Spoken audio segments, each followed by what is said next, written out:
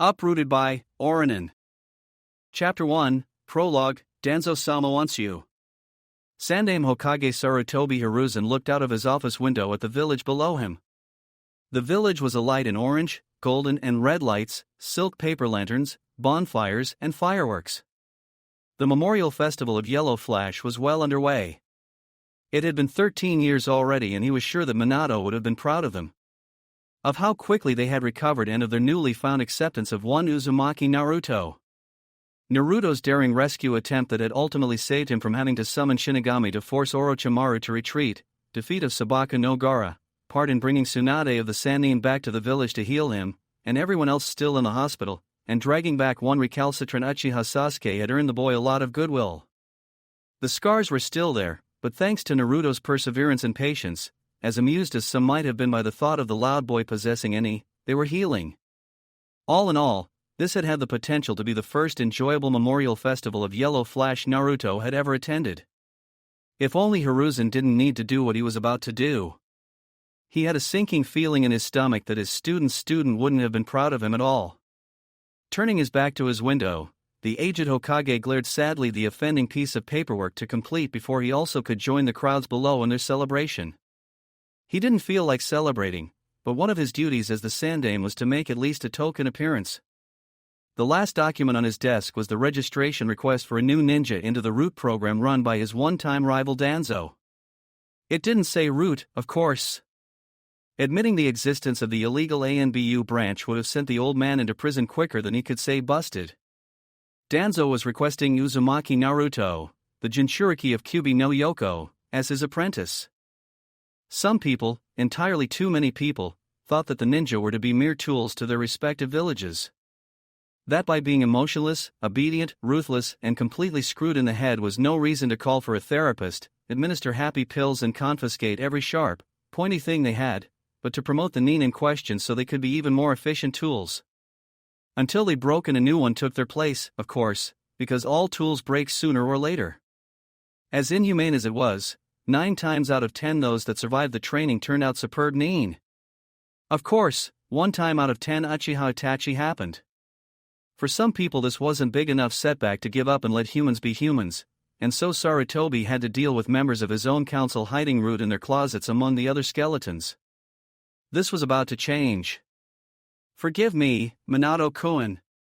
Please forgive me, Naruto-kun," he whispered as he dipped his pen into the ink in the small jade inkwell and swirled the ink slowly, reluctantly. The desktop under the piece of paper was slightly charred, a memento of one afternoon when Naruto had been eating takeout ramen in his office and decided to warm it with a fireball because it was lukewarm. At least technically Danzo had to go through the Hokage to bring in new Root members, but that didn't stop him from playing behind Hokage's back at the most inconvenient time. The previous year Danzo had tried to recruit half of the graduating class into his new apprentice program for ninja showing early ANBU potential. Apparently he had hoped that in his rush to get out of the office to buy the new Ica Classics collection, hardback version with author's autograph, Sarutobi would sign the papers on his desk without looking at all of them. Luckily for the genin-to-be, Jiraiya always sent his old teacher his every publication and Sarutobi had concentrated on his work that afternoon. He'd had it with the Root. The Root had to go. And so Uzumaki Naruto had to go to the Root. As they spoke, Jiraiya was tattooing a surveillance seal into Naruto's back. It would record every conversation Naruto had during the next 2 months. 61 days. And during those 61 days Naruto couldn't be allowed to realize one of his precious people hadn't really handed him over to the monster puppet master. Naruto was a dreadfully bad liar, for all that shinobi were supposed to be masters of deceit, and this was in all likelihood the best chance Sarutobi had to take care of Danzo machinations once and for all. Naruto believed that the tattoo that was inked to his back that very moment was to help keep Kyubi in check. He also believed he had been betrayed. 61 days. "I pray your endurance will carry you through one more time." "I'm so sorry," Sarutobi sighed aloud. And with a hand that trembled slightly he signed the document. In his office Sarutobi Hiruzen wallowed in guilt as magnificent fireworks dyed golden and red, again and again, and cheerful music played outside. He wallowed in vain. Despite his inability to tell a convincing lie, Naruto was a good shinobi, but he was to make a horrible weapon. Not terrifying horrible, just plain lousy horrible. Danzo's reign over his troops, any of whom could have had him killed simply by exposing their existence, was based on 5 things. 1. Choosing the candidates either when they were very young or choosing someone already dysfunctional. 2. The presence of a perceived threat to their well-being and the knowledge that he would carry out the threat. 3. The presence of a perceived small kindness, but never enough to make them emotional, of course. 4. Isolation from perspectives other than those of his own, and 5. Their perceived inability to escape the situation. This was Naruto, stubborn, fearless, extremely independent, due to being emancipated at the tender age of 10 when the orphanage felt they couldn't handle him anymore, and sufficiently irreverent to cover the Hokage monument with graffiti. His ability to reach out to people any other would have judged as hopeless cases was already well known in Konoha. Also, he thought that being selected for ANBU training program was the coolest thing ever. Danzo really should have known better. Naruto was fairly vibrating with eagerness, shifting his weight from one leg to another. The man with ferret mask had led him into a huge underground training room, under the ANBU headquarters. It was high and spacious. One of the walls was covered with all kinds of weapons, maintained with care and put on display, long naginata and elegant katana, shorter wakizashi and daisho more fitting for a nin who had to keep his weapons concealed. Simple bow made of bamboo and hardwood, war fans from Suna, Sai, Tonfa, Nunchaku, mundane kunai, Sanban and shuriken next to beautiful bows of all sizes. If they had weapons like that, Naruto thought, their jutsu library had to be wicked. Much better than what the lazy-ass Kakashi would teach Sasuke, Naruto only rued the fact that he wasn't allowed to tell his teammates, or anyone else, where he was and doing what. His glee was interrupted when a door opened at the opposite end of the room and a red-haired woman in her mid-20s, dressed in hakama, walked in, steps echoing in the bare room. She was rather beautiful though nowhere near Sakura-chan's or Tsunade-ba-chan's class. Her hair was cut so it barely reached her chin and her dark eyes were hard and stern.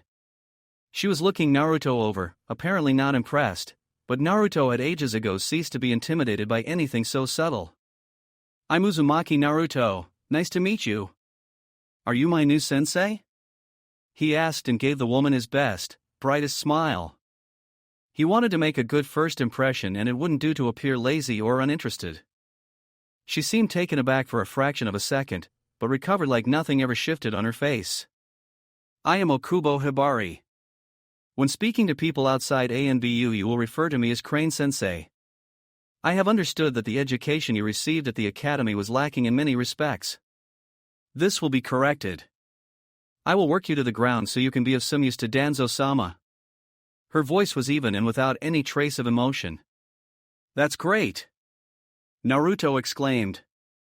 This time Hibari-sensei's face didn't even twitch, but Naruto had a feeling that she wasn't used to so much enthusiasm.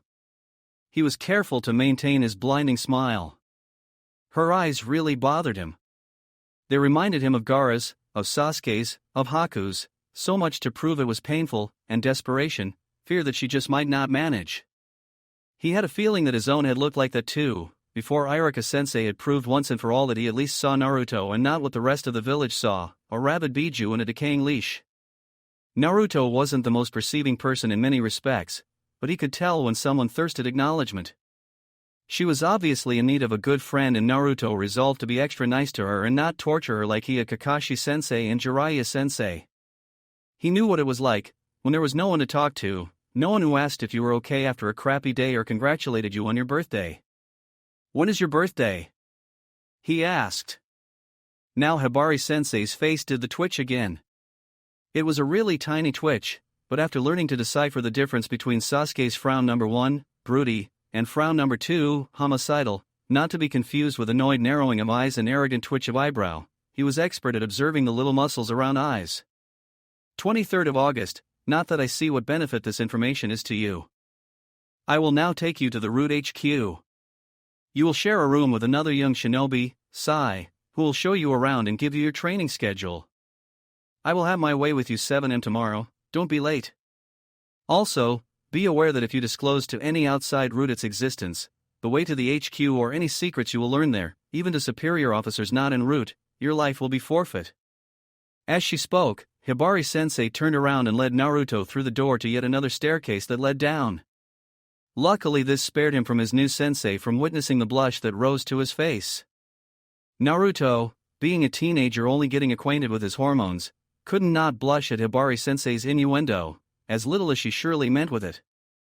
But he was totally loyal to Sakura-chan, and he wasn't perverted like Jiraiya-sensei, or Kakashi-sensei, or Ebisu, who had almost been his sensei for a short while. What was it with him getting all the perverted sensei anyway?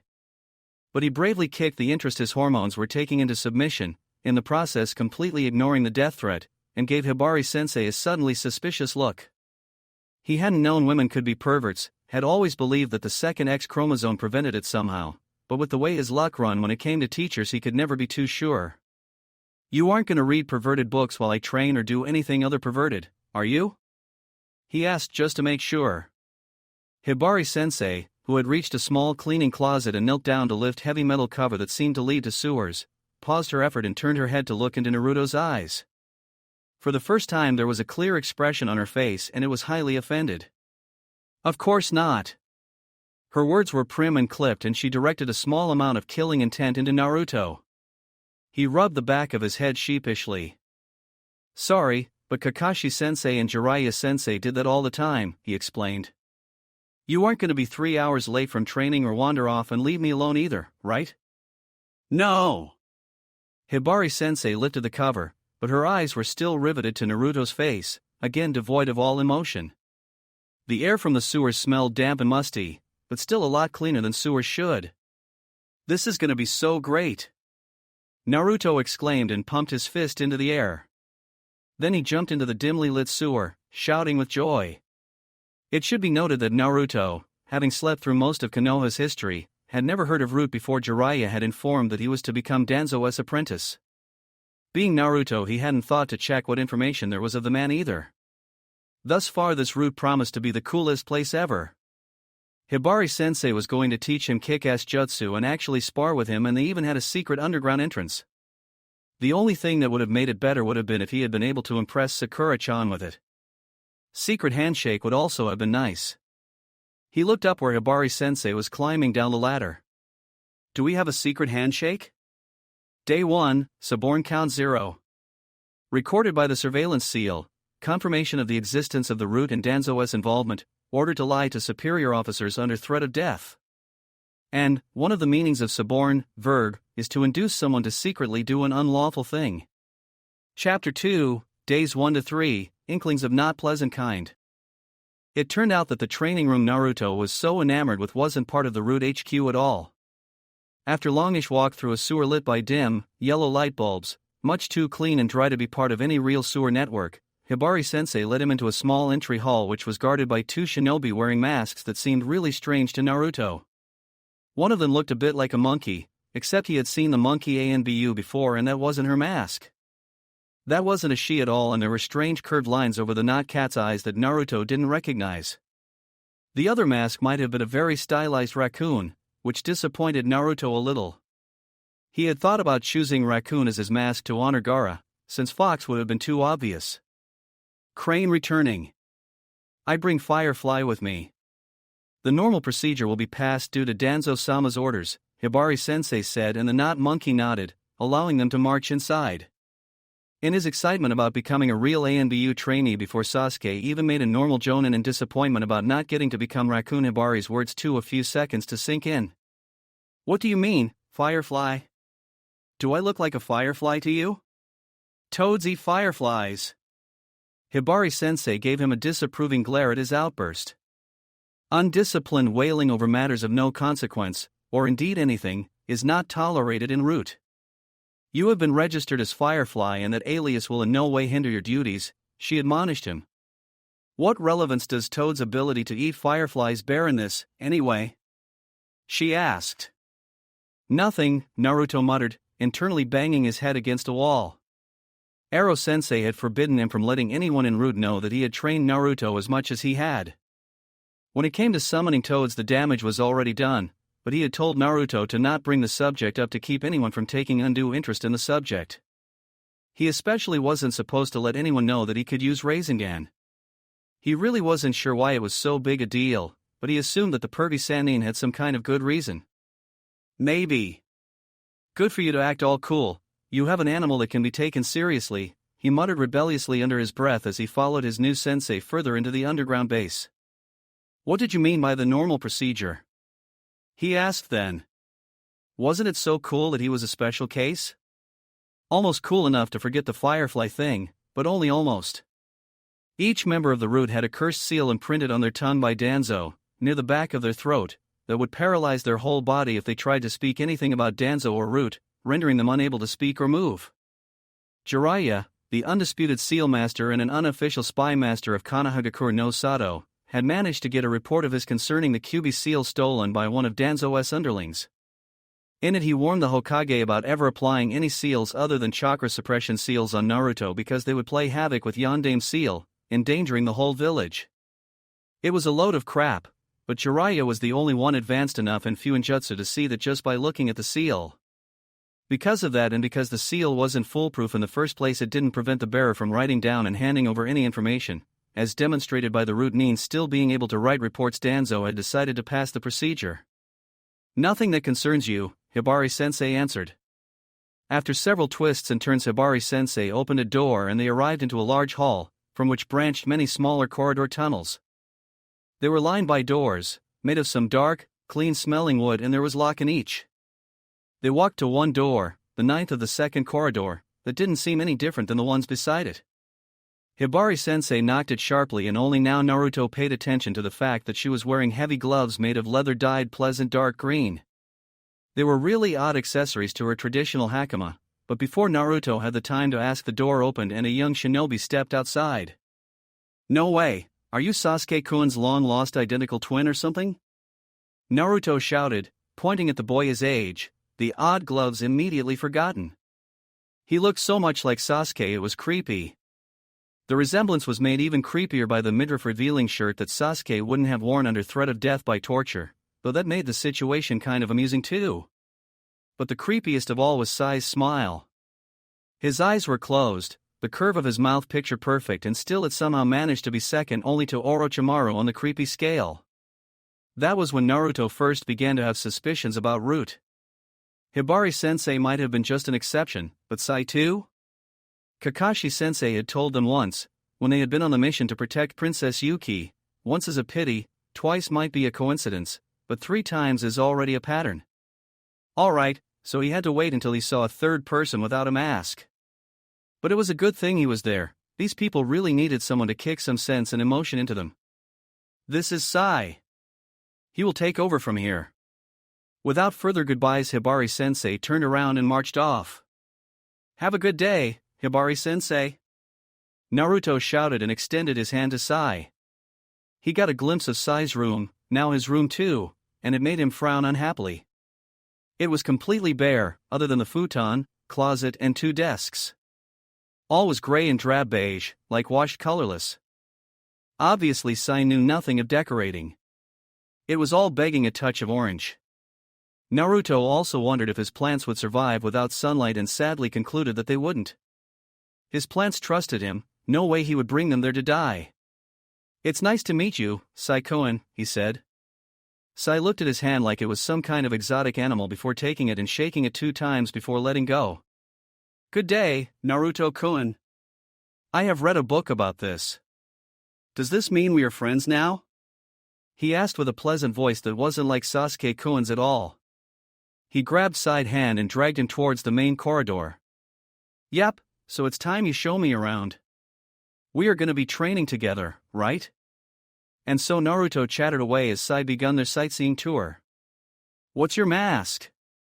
He asked his new friend as the other shinobi led him through a corridor where an ugly bridge made of concrete elements crossed an underground river, dark, quick water, very pleasant to look like in comparison.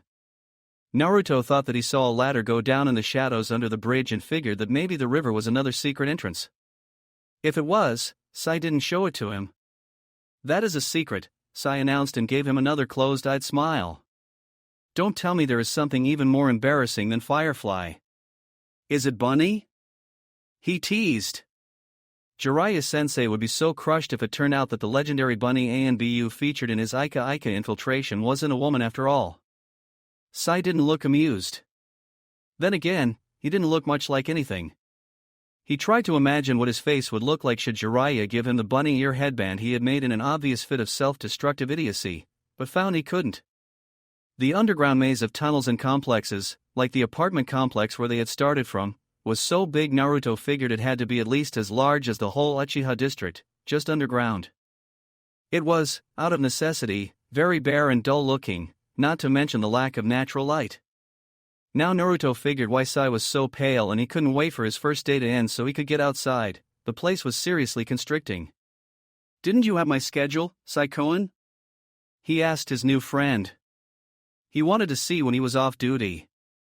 Sai took a paper folded 2 times from his pocket and handed it to him, without saying a word.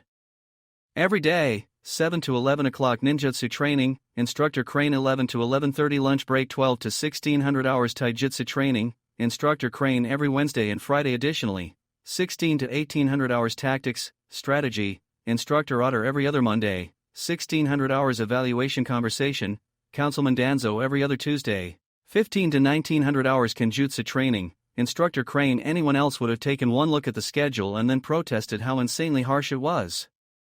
Then the anyone in question would have been promptly given punishment detail on top of it because Danzo preferred to root all objection out of his minions at the first chance. This wasn't anyone, however. This was Naruto. It was one of the lesser-known facts about being the Jinchuriki of Kyuubi no Yoko, but there was a reason Naruto acted like a 5-year-old on sugar and caffeine, unless recently beaten within inches of unconsciousness, and it wasn't just because. The way Yondaime Hokage had designed the seal, inconceivable masterpiece when situation he had to design it in was considered, it bled Kyuubi's chakra slowly into Naruto's. But hasty work is never perfect, and the one significant flaw of the seal was that once the chakra transfer had been initiated it couldn't be stopped. There was a steady flow of Kyuubi's chakra, strength, into Naruto that he couldn't cut off. As a result, Naruto was left brimming with energy and much too little to do to burn it. That was the reason Naruto so often trained himself to the ground when properly motivated. He enjoyed the sense of rest it gave him. "Ha, looks cool. I bet Hibari-sensei knows all kinds of cool jutsu and moves. Tactics sound boring, though. Do you know who Otter-sensei is?" He turned to look at Sai, who gave him the creepy, empty smile again. "Crane-senpai is indeed a very commendable kunoichi. As to Otter-senpai's identity, he will reveal it to you if he sees fit," Sai answered. Then he stopped smiling like a switch had been flipped and tilted his head, giving Naruto a piercing gaze. "Are you sure the schedule isn't too harsh for you, Naruto-kun?" he asked. Naruto gave him his most confident grin, the one that split his face every time he exclaimed he was going to be Hokage one day, because it was something as sure as the sun rising the next morning. "Of course not.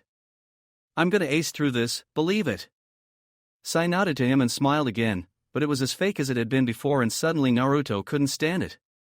He hated it when people doubted him, even more when they didn't say so, and he couldn't argue. What to do about Sai and his fake smile? To Naruto the answer was obvious. He poked his guide and new teammate to the ribs. "That creepy smile of yours annoys me and I'm gonna do something about it," he declared. Sai raised one eyebrow and for a second he resembled Sasuke so much Naruto felt homesick even though he was still in the same village with the smug, arrogant prima donna ninja. "How do you propose to do it?" Sai asked as his stance shifted a little. It seemed to Naruto like he was readying himself for a fight, though he couldn't figure out why. There was no reason to fight. Tickle torture. And he descended on Sai like the very merry wrath of Kami-sama, latching his fingers on Sai's sides and armpits and tickling for all he was worth. Some evidence suggests that laughing associated with tickling is a nervous reaction that can be triggered. Very ticklish people often start laughing before actually being tickled. Sai, extremely self-disciplined shinobi of root, didn't laugh or even smile, but his mouth did make an odd upward twitch that came out half smile, half panic. For several moments he stood rigid as a steel rod in Naruto's arms, then he freed himself with one smooth move and took several steps backwards, eyeing Naruto much more cautiously than when he had readied himself for a fight. "See? You smiled," Naruto laughed. "I didn't." "Did I?" Sai began surely, but his voice quickly lost aplomb. "Well, not really, but it was better than your creepy smile. Your lips twitch kind of right way, just try to keep them like that and think happy thought, like ramen." And Sai dragged the corners of his mouth upwards to resemble the original, startled twitch. That was exactly what it looked like. And I'm being polite to the crazy person, is he going to do something? Smile, but it wasn't too bad. Naruto had a feeling that at last Sai was genuinely thinking what he seemed to be thinking, and that was a step to the right direction, right? It only took less than 1 day for Naruto's teammates to realize that he was nowhere to be seen. The Hokage, after listening to Kakashi protesting fiercely about sending his student and his sensei's son into the serpent's nest that was root for 2 hours straight, had been forced to pull a rank. Kakashi had left his office fairly vibrating with ire, and in his less than collected state of mind had forgotten to inform Sasuke and Sakura of the cover story, that Naruto had left with Jiraiya to an extended training trip. He had merely shoeshined into the training grounds where Sasuke and Sakura were waiting. "You are in time!" Sakura screamed, and even Sasuke had a hard time collecting his jaw from his chest. Kakashi was in no mood to play his normal games, however. He threw a scroll at them, which Sasuke grabbed from the air easily. "Study these jutsu," he had ordered, and shoeshined away, his one visible eye steely and cold. "We should probably wait for Naruto-san," Sasuke said reluctantly, and eyed the scroll hungrily. Eventually something useful for him to learn, instead of more insipid tree walking. And of course his idiot of almost friend kind of rival had chosen that precise day to be late. "Well, he is our teammate," Sakura pointed out and frowned. "What do you think has gotten into Kakashi-sensei? He looked really terse." Sasuke shrugged and sat back down on the rock, and she did same. She sat a little closer to him than he was comfortable with, but not so close he would have bothered to move. He opened the scroll instead, old yellow with dark blue borders, but his mind wasn't in it.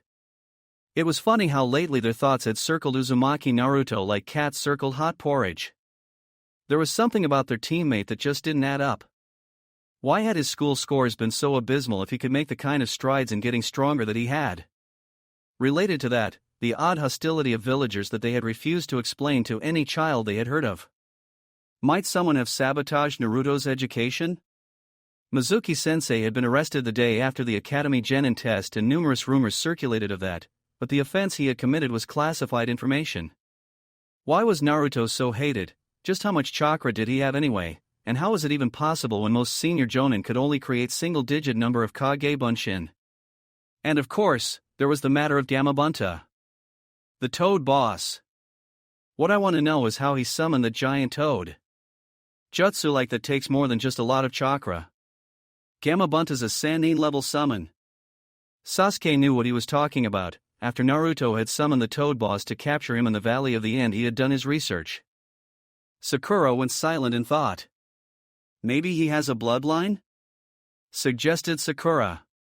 "In threatening situations I've seen him use a different sort of chakra. It was red, actually visible, and had kind of ominous aura. It is difficult to explain." She didn't need to explain it to him. Sasuke remembered Naruto crouching on all fours like some predator. It had resembled the Inuzuka's Shikyaku no Jutsu. The stupid ramen-topping boy, the dead last of the academy, had snarled at him, raising and forming in his hands and blue light escaping between long, sharp nails. He remembered the red chakras surrounding Naruto. Taking the shape of some animal, he remembered the smell of water and the chirping of 1,000 birds, and a shudder racked his body. How could he have allowed himself to degenerate into mindless rage like that? If it's a bloodline though, where's the clan? As far as I know, Naruto-san has no family. Might Naruto be related to the Inuzuka somehow? He must have had parents at one point, obviously. "Let's ask around a bit later, see if we can find anything on it," Sakura proposed, her eyes shining. She had been getting better, Sasuke had to admit, but the vain, rumor-loving fangirl still occupied a good quarter of his pink-haired teammate's mind. "Shouldn't we just ask him, Sakura-san?" "Maybe we shouldn't," Sakura mused. "He's an orphan. I mean, how would you feel, Sasuke-kun, if Naruto-san suddenly started bombarding you with questions about your dead relatives?" Sasuke didn't need to answer that. And so they waited and waited, but Naruto didn't come. Eventually they began to train on their own, and only then they realized that Kakashi-sensei hadn't told them when to quit. After 2 hours, when Sasuke had mastered 3 sea-level jutsu and Sakura 1, they had to concede that maybe Naruto wasn't coming. There was barely any wind, and what little there was hot, like it had blown through an oven. Sasuke wiped a bead of sweat from marring his forehead. Kakashi-sensei was so angry when he left. Do you think something has happened?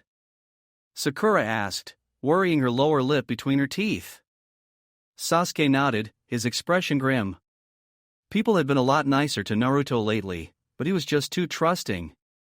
Someone might have faked it and done something.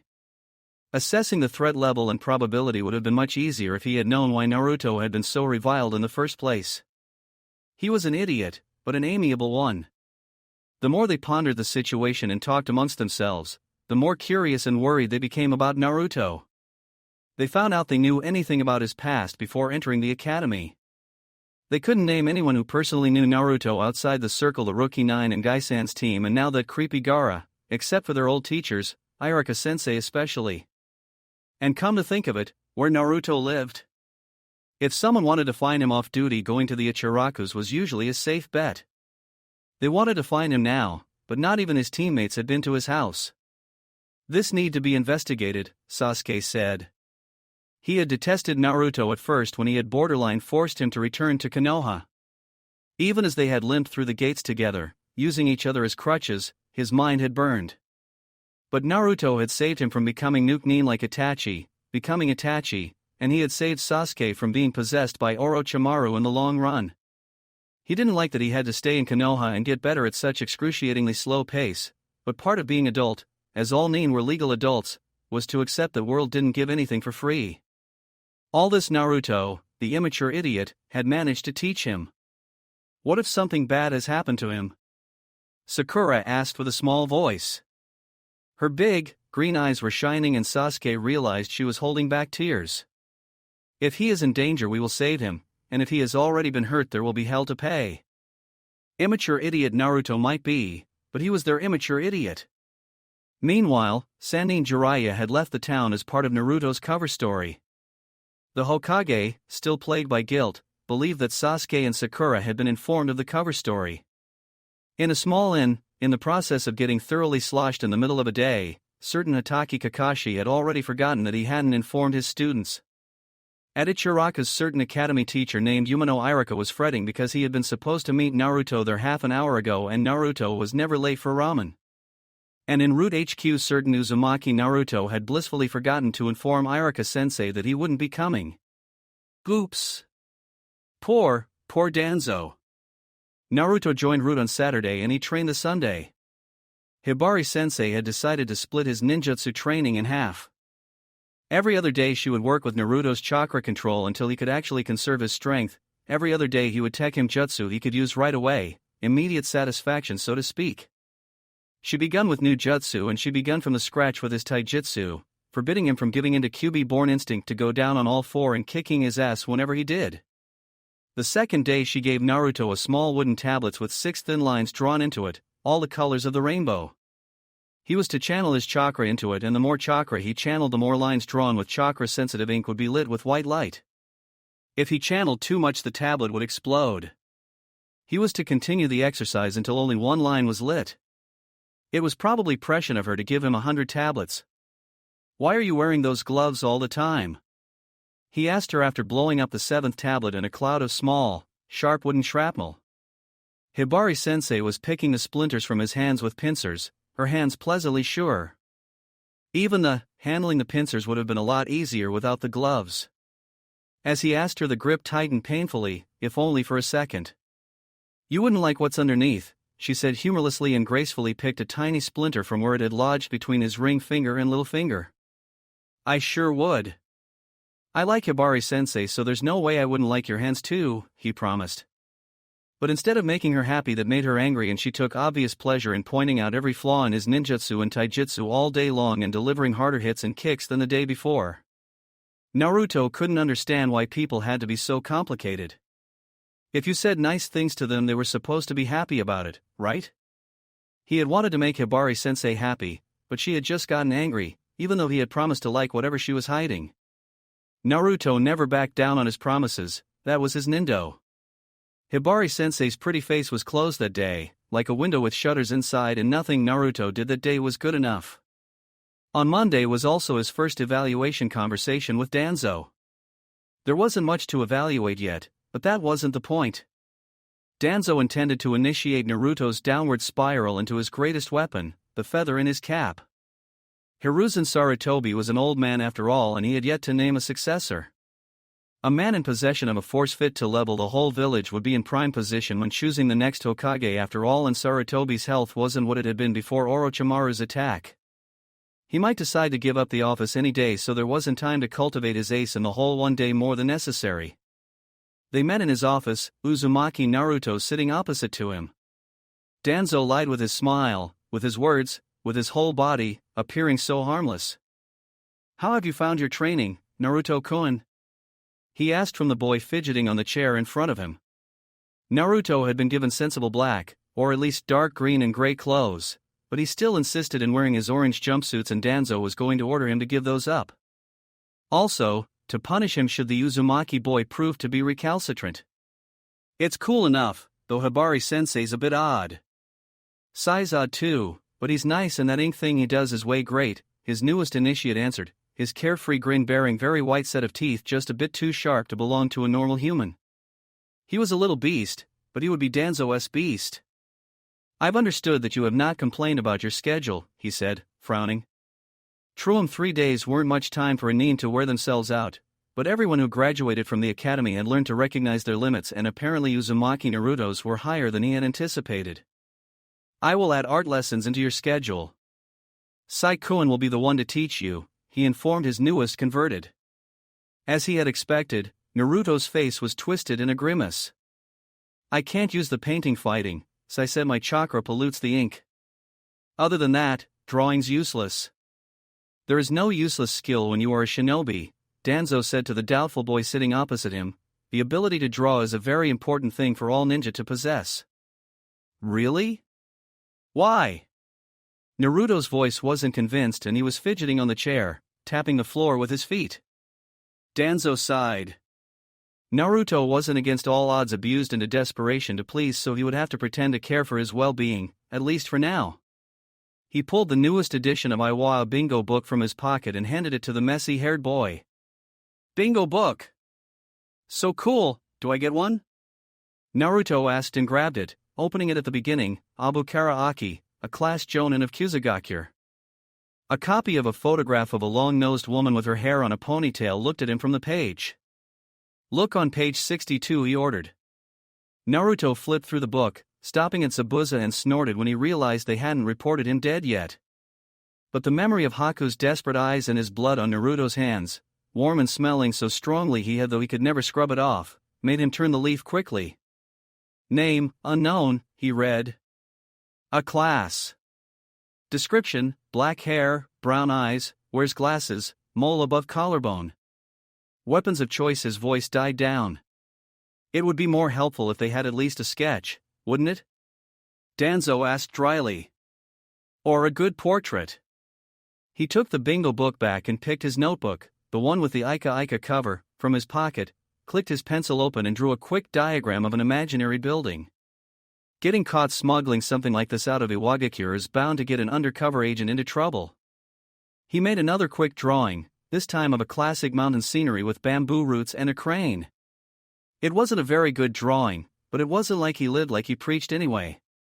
He didn't need to, he was the top dog in this junkyard and no one dared to question him. "So you never took drawing lessons, did you?" Naruto asked, making Danzo grit his teeth. "Something quite harmless, isn't it?" He continued like he hadn't heard. "I don't get it," Naruto said in frustration. "What has that got to do with the building?" "Simple," Danzo said with an indulgent smile. He again picked up the pencil and made lines connecting several little spots hidden with the lines, drawing the building's diagram over the picture. He cackled internally at Naruto's resigned face, though his kind, grandfatherly smile never wavered. He would like to see that a lot more in the future. Art lessons it was, then. Now on to the next part. Give a bone to the dog and take advantage while it's still wagging its tail. I have been given an introductory report of your training. I will order Crane to teach you several S-class kenjutsu, as you have already proved to master one on your own, he promised. He had to admit that the use of Kagebushin as training tools, by multiplying yourself and the time used from subjective point of view, was rather ingenious. Hao was planning to make it a standard practice. Naruto was hopping up and down and jumping on the desk. The muddy footprints made Danzo shudder and also wonder how he had gotten his feet muddy when he hadn't stepped outside in days. In fact, Naruto had. He had just used the cool river entrance and not bothered to tell anyone. There was no way he could go without ramen and go on living, after all. Crane has praised your training motivation, but it seems to me that you take this with much too light heart. Being a shinobi is a serious business. The future of Konoha depends on the likes of you. Don't you think that it is the time to give up the games of youth and become the adult you have been since you became genin? He asked. He was well aware that the young wanted nothing more than to be seen as adults, to play the adults' games instead of those of youth, to be praised. Young ego was so fragile, and in Uzumaki Naruto's case it would be more so than normal. Anyone with half-brain could tell how badly he yearned for recognition, for someone to tell him he was worthy, that he deserved regard. He knew that was what Shinichiro Mizuki had used to make Naruto steal the Kenjutsu scroll, after all. What he didn't know was that Naruto had learned a lot from that experience. How is it going to make Konoha stronger if I'm unhappy? He asked with innocent eyes. He really was that innocent.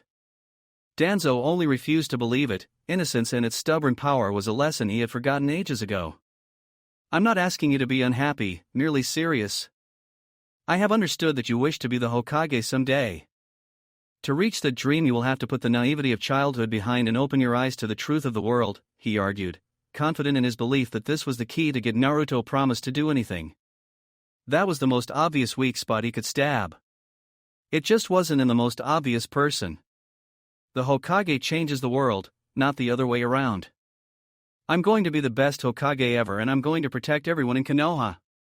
What would be the point if I didn't? And your people need some joy in their lives. Scratch that, they need a life, period. The conversation went downhill from there. Indoctrination it was not. Fear is the mother of morality, he said, not quite sure how they got to that topic. That isn't true, Naruto argued. He feared nothing and he was a very moral person. Danzo pointed out the incident with Mizuki and the Kenjutsu scroll, but Naruto only scratched his head, looking very mild-mannered and sheepish, and apologized, not even considering changing his mind.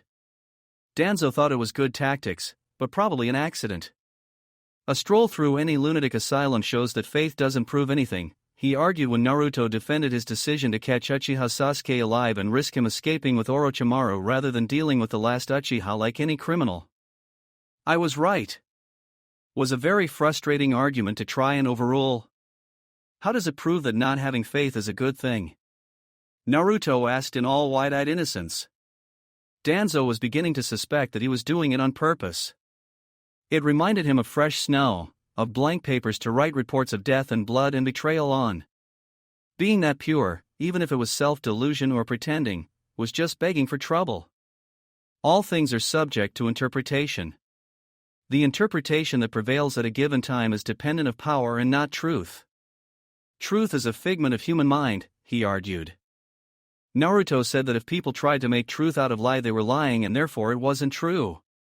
Danzo decided that Uzumaki Naruto put idiot back to idiot savant. He left the HQ for a council meeting, feeling absolutely dissatisfied. Only after he had already entered the council chambers Danzo realized he hadn't ordered the ingrate to give up orange.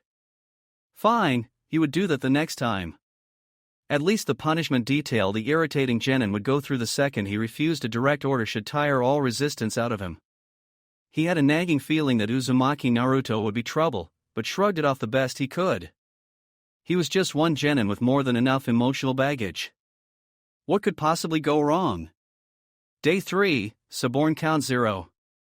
Recorded by the surveillance seal, Danzo interacting with en route and attempting to indoctrinate a new member, promised to teach a genin S-class Kenjutsu. Chapter 3, Days 4 to 9, Ramen, Save Your Soul. The Great Vampire Technique, as Naruto had nicknamed the new Kenjutsu Hibari-sensei had taught him much to her irritation, was based on the fact that blood plasma, which comprised 55% of blood fluid, was 90% water. It was ideally suited for water types, but that wasn't a requirement. Once the wielder of the jutsu had managed to wound their opponent, even if it was a minor, barely bleeding scratch, they could draw blood through the wound, making every wound immediately life-threatening. It hadn't been classified as kinjutsu because of ethics, as they were ninja, not samurai.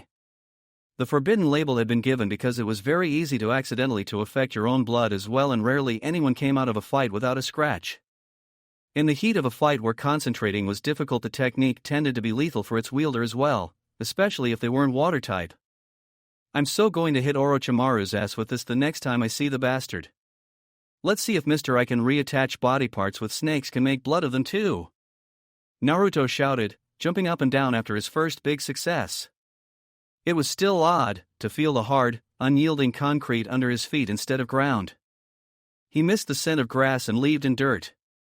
His chakra was coiling in his belly, all heat and strong like tide, but he was already used to it.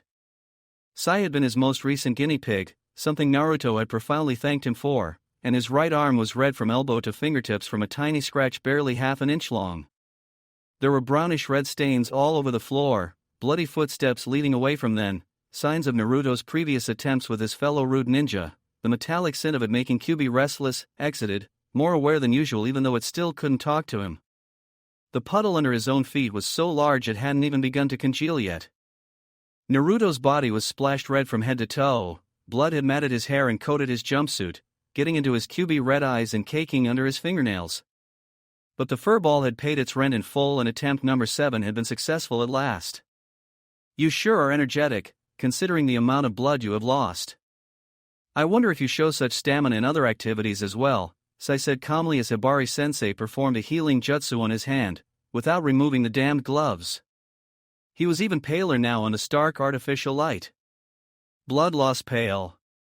Hibari-sensei, Sai-kun's weirding me out again. Naruto complained, but it was mostly in jest. At first, when Sai had begun to make those kind of comments, he had thought his roommate was a pervert, just his luck. But he had later figured that it was actually Sai's attempt at humor. Pretty bad attempt, but he was making the effort. Hibari-sensei generally didn't dignify those arguments with an answer, and she didn't do so now. It had been long 6 days since Monday. Naruto had met his other instructor, an odd man called Otter who was wearing his mask all the time and refused to tell his name. Naruto had toyed with the idea that maybe he didn't have one, but even he recognized that as ridiculous. Everybody had a name, even if only one. At first he had thought it was weird Sai didn't have family name, but gradually he had realized that it was him and Hibari-sensei who were the odd ones out there. Everyone else he had come to know by name like surname, huge, hulking Kiba-san whose icy cool temperament made him the complete opposite of his namesake, Fu-san and Torian-san who were high-ups and mousy-looking, kick-ass Tomiko-chan. He had learned that strategy definitely wasn't his strongest point. He was actually pretty good with tactics, much to his surprise, as long as it involved making up a new one in a situation that had gone pear-shaped. He had always thought best on his feet, but strategy was boring. He had also received his own mask. It was pristine porcelain white with markings around the eyes that were supposed to represent insect eyes. He was still torqued because Firefly was a stupid name for an ANBU. Glowing beetles didn't generally strike fear in the enemy ninjas' hearts the same way tigers and boars did, unless they had some weird phobia. But the mask was to stay, and to add insult to injury he still hadn't found what Sai's codename was. That tight-lipped bastard. Naruto really hoped it was Bunny so he could laugh at him. Return to your room to clean up and rest, Hibari-sensei commanded after briefly laying her hand on him, ensuring Kyuubi had properly healed him. You are to meet me at entrance A2 at 9. In civilian clothes. A huge grin split Naruto's face. He had a plan in mind. A plot to make Sai loose up, and his decidedly not evil, righteous plan was proceeding well. Sasuke and Sakura weren't the only friends of Naruto who had noticed right away that he was missing. There was one another, a kind-hearted, soft-spoken and polite girl who harbored a crush the size of the Hokage monument for him, one of the few people who knew how painful Naruto's childhood had been, but lacked the self-confidence to even talk to him. There was no way Hyuga Hinata wouldn't have noticed. She had been following Naruto around in secret for a long time. She most definitely wasn't stalking him. She followed him around, but she was only hiding because she was so painfully, hopelessly weak, and besides, it didn't count as stalking when her intentions were pure. And she could see through walls and clothing if she wanted, but she would never do that. Except that one time, but it had been an accident. She had finally gotten up the courage to go speak to Naruto and had got to his apartment before losing her nerve. Shifting her weight uneasily from one leg to another, trying to muster her courage to knock the door. She had activated her bloodline to see if Naruto was inside, a handy excuse to stall, and gotten an eyeful of Naruto in a bathroom. Luckily he'd had a white and blue towel around his waist, but Hinata had seen his tanned, muscular chest, still glistening with small drops of water, his strong arms and almost foxy gait, and promptly fainted. But that still wasn't stalking. It was day 4 when Hinata found out that Naruto had gone missing. Because she was an intelligent, sensible girl, she decided to ask from his teammates, since they should be in the know. She was also a girl with a cousin who regarded Naruto very highly and was prone to going to ridiculous length once he decided on something, and Naruto was the one person who had talked him out of that resolve, ever. Double oops. But that's what evil megalomaniacs get for being evil megalomaniacs. The bar was smoky and kind of smelly and full of loud people. Naruto loved it fiercely after the sterile root headquarters. He was sitting on the bar stool like Hibari-sensei had taught him to and sipped from his glass with small, feminine sips. Performing the jutsu and sauntering had always been enough for him. He had never known it took so much thought to fool ninja long term. The drink was pink because he thought it looked feminine. It tasted stupid, but you couldn't have everything. What is a woman like you doing in a place like this? A man in his 60s was wiggling his eyebrows at Naruto. Black, cropped hair and lack of tattoos aside, the man reminded him of Eros and Nin. Having a free night while my dear husband is taking care of our 10-month-old baby, he said. It was really had to keep straight face. Kami, what's a woman like you doing with a husband and a baby? The pervy man's gaze raked down his body. Naruto sat straighter and pushed her shoulders back, making her ample breasts stand out, and the man swallowed hard. Sai had theorized that his borderline obsession to disguise himself as a scantily clad girl was actually Kyuubi's influence, and yes, he had come to know Naruto that well in only a week, since in the folk stories foxes were known to often take a woman's form to toy with men. Naruto thought it was hilarious how breasts impaired people's brains. The sex was too good to say no. There was a good explanation for this. Really? Naruto had decided to take Sai to Ichiraku's because of the tragic fact that he had only ever eaten instant ramen. There was ramen and there was instant ramen, and the latter was a crime against ramen as far as Naruto was concerned. He had been making friends with Sai, who had done his best to ignore his antics, but that was nothing new. They all cracked sooner or later, so Naruto hadn't worried. And because Naruto was Naruto, the conversation had unavoidably turned to ramen. Sai had not smiled a little and shaken his head. Isn't all ramen essentially the same? I know they pretend to make different flavors, but it all tastes the same to me. They had been on their way to the training room. Sai had glanced over to see that Naruto was no longer walking beside him but had stopped in the middle of the corridor. He didn't know it, but that moment had convinced Naruto for good that there was something rotten in the root. Only total monsters would prevent growing ninja from ingesting the bliss come tangible that was real ramen. He still said Sai-kun, but just as with the drama queen ninja also known as Uchiha Sasuke, he had already come to think of him as only Sai. Sai was a friend. Any friend of his would be deprived like that only over his cold, dead body. So he had decided to sneak Sai into Ichiraku's. But he couldn't literally sneak him through the river entrance because Sai was rule happy enough to tell on him, and then Naruto would be deprived of his ramen, so he had needed a cover story. In order to achieve this, he had attacked Hibari-sensei with vengeance, complaining that how was Sai ever supposed to infiltrate anything if he had the social skills of a gnat, and he needed some real-life practice about subtlety too because he was as subtle as a raisin to a face. Naruto was man enough to admit his own faults. Hibari-sensei had acquiesced, because it was all true, and arranged for a rude nin only known as Hyo to act as a fake informant Sai was supposed to deal with while Naruto would arrange a distraction. He was being distracting with all his might and the whole bar knew it. When this was over, he would press gang both Sai and Hibari-sensei into eating at Ichiraku's. It was the perfect plan. He was obviously mastering the art of subtle already. I bet I could give you better, the man drawled with a husky voice and put his hand on Naruto's thigh. He swatted it away. Sorry, wrong equipment for that, he said with a clear voice that he knew every man, all ninja, could hear over the general conversation. At times I do bring a lady friend home, though, when we have left Taiki-kun to my parents for the night. My husband so loves to watch it, all that naughty touching, you see? The man's eyes bulged and for a second Naruto thought he might have a heart attack. Every man in the bar was staring at him now, some more openly than the others, and most women were glaring at him like he was a crime against their gender. From the corner of his eyes he could see Sai getting closer to Hyo and then step away again. Mission completed. He rose as gracefully as he could. Talking of him, I guess a night out wasn't such a good idea after all. I miss him so. Having said that, Naruto turned around and sashayed out of the bar. He had never known there were so many ways for women to walk before Hibari-sensei had shown him all the suggestive ones. He met Hibari-sensei and Sai in a shady alley. Sun was setting and the darkness of the alley gave him thrill. He could almost imagine this was really an illicit rendezvous in Iwa. Well, that was distracting. Not exactly subtle, but then again, this particular practice mission wasn't really tailored to teach you much. It was more for Sai Kohai's benefit. And Sai Kohai, Hibari-sensei turned around, your body language was good, but other than that you are in sore need of training. Your choice of conversation was insulting and your facial expressions not convincing. Thank you for bringing this to my attention, Naruto-san. Both of you, expect a lot of this kind of training in the future. Great!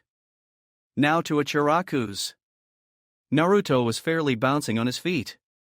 Pardon? Hibari-sensei raised a single eyebrow, coolly like a block of ice. Belatedly Naruto realized that she had probably expected him to be more chastised about his non-subtlety, but whatever, he would do better the next time. I'm hungry and we have time and ramen's good, Naruto explained like it was obvious. We are returning to the HQ immediately. Hibari-sensei's voice was stern and she turned around, signaling the conversation was over. Naruto grabbed her hand and she couldn't quite hide her flinch. What is the thing with her hands, Naruto wondered. Has she some kind of painful skin disease? He didn't think so. Hibari-sensei never flinched when they were sparring and they got pretty rough. He wanted to know, the need to make it all better was so strong it almost hurt, but this wasn't the right moment in front of Sai, in a dark alley where who knows who might overhear them. Besides, he had to get Sai to Ichiraku's, so asking personal questions from the woman with the authority was out, for now. Pretty please, Hibari-sensei. Sai has never eaten any real ramen, it has been so long since I have and I bet you could use some ramen too. Ramen makes you happy. Ramen can save your soul. Please, please, please, he gave his best puppy dog eyes. This is beginning to sound like some kind of cult. Sai never asked to be taken in. Okubo Hibari probably never asked for a student, let alone two. Danzo-sama never asked, period. Naruto-kun hadn't asked to join either, but he was taking it all rather well. All the things that Sai intellectually understood should have made one used to the freedom of the official side of the village feel constrained, abused and miserable seemed to just slide off of his new roommate. And Naruto-kun had this strange kind of innocence about him. Emotional innocence, stubborn in the face of harsh treatment. It reminded him of someone, but he couldn't quite put his finger on whom. Or maybe part of him didn't want to, but there was someone he should remember. You can be the second high priestess, he heard Naruto-kun promise Okubo-senpai. I am Chan as the first priestess. He winked at the girl in white apron and she winked back at him. They looked like a brother and a sister. Sai noted that civilians rarely had that good relationship with ninja of any rank. They tended to be too intimidating. Then again, Naruto wouldn't have intimidated a newborn kitten. It isn't always the big, life-threatening, the fate of world as we know it kind of situations that bring life-altering epiphanies. Do you like the miso ramen, Sai-kun?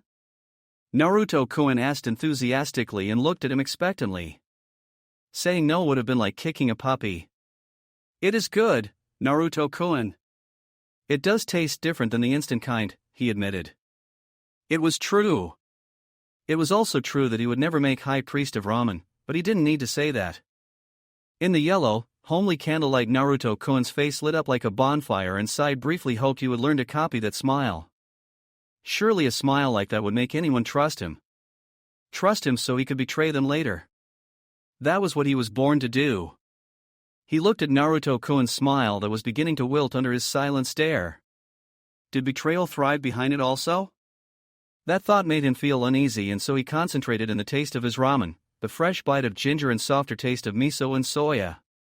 I have heard of your battle with Gaara-san and how you brought back Uchiha-san.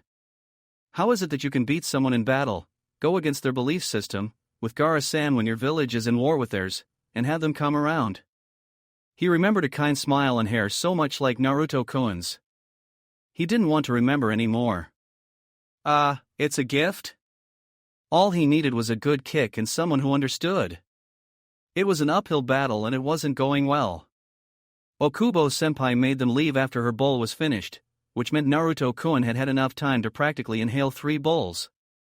They checked back into the headquarters as usual. Okubo-senpai sent them on their way, informing them that there would be a formal debriefing the next morning to familiarize Naruto-san with the procedure. She gave him a slight glare and Naruto-kun grinned sheepishly, rubbing his head, and Sai wondered just how much he didn't know of how things were done properly. Then they returned to their room, Naruto-kun dragging Sai along like it was a place worth hurry, babbling about nothing and everything.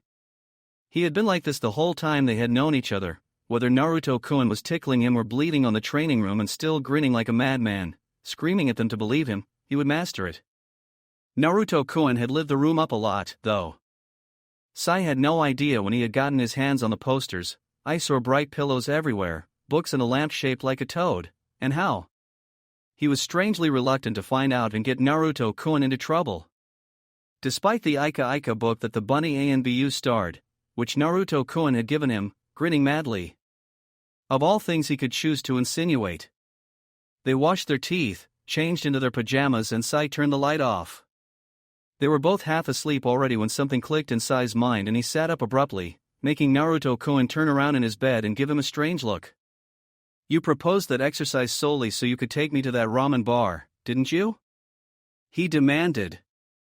The room had naturally no windows and he had hard time seeing Naruto-kun's face in the minimal blue flicker of nightlight.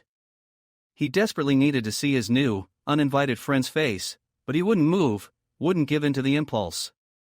Yeah, of course, Naruto-kun answered like it was the most natural thing in the world. Why did you do so? There was nothing in it for you and it was a small thing.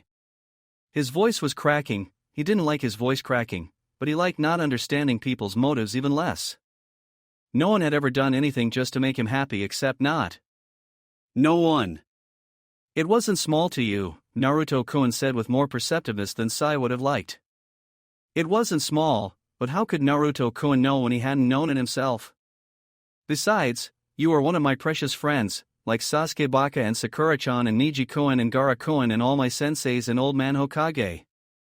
One day I'm gonna be the Hokage so I can better protect you all. If you ever try to run away I'll drag you back like that idiot Sasuke, and I'm feeding you cause you know nothing of having fun. Sai had killed the first time when he had been 10 years old and it hadn't felt like anything worth mentioning.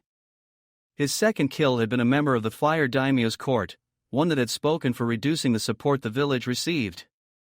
That the man had also been a pederast interested in boys younger than 15 had been just an unrelated detail to Danzo-sama, something that had helped them smuggle Sai into the man's quarters. Nothing had happened, but the looks the man had given him had made Sai feel great satisfaction at killing him. The mission had made him feel queasy later, but it hadn't eroded his loyalty to Danzo-sama a bit. On his 7th assassination mission Sai had been captured. He had known that Danzo-sama wouldn't order a rescue, merely change his plans so that it wouldn't compromise them if Sai broke, and had still enough wits left to ask for a paper and pen. He had escaped himself after 2 days and returned to the route like the good tool he was and been punished for failing the mission. He hadn't broken then, hadn't betrayed Danzo-sama, though there had been a moment when he had considered it.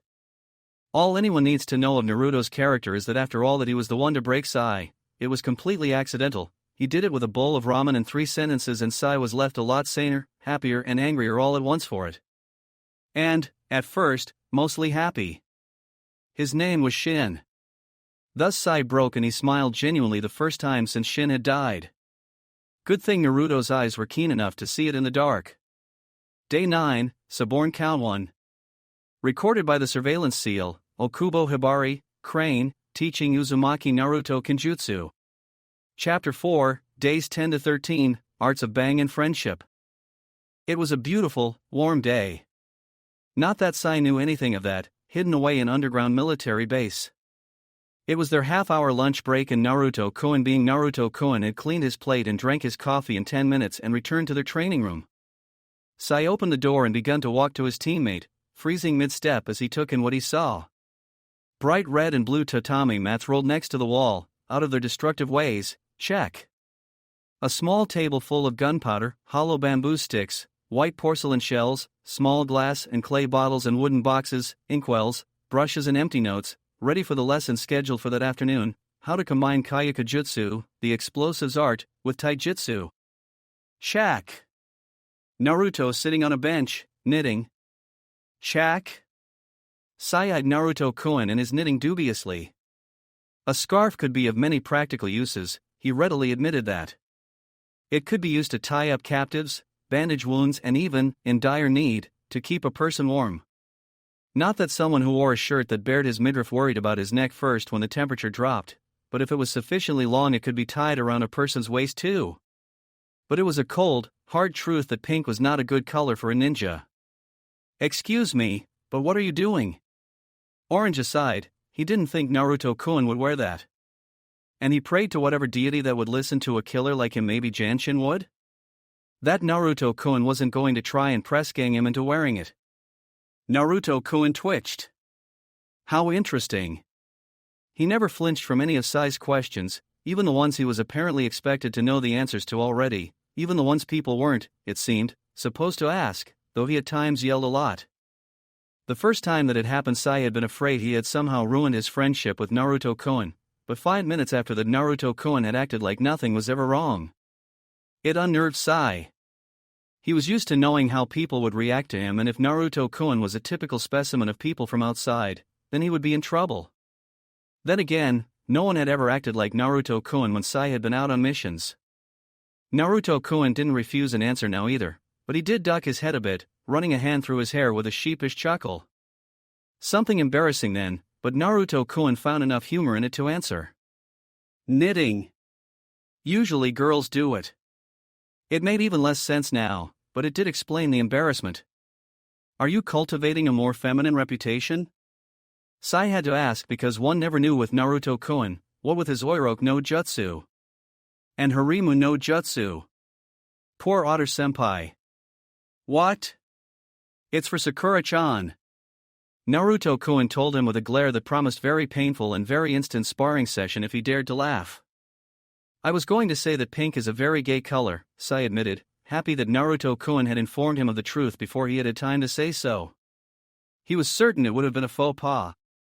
Though apparently admitting he had thought so was as bad, judging by Naruto-kun's frown, even though admitting embarrassing mistakes was supposed to make people relax. Sai sighed inwardly. So many rules. How did civilians and ninja who hadn't been trained to have photographic memory keep them all straight?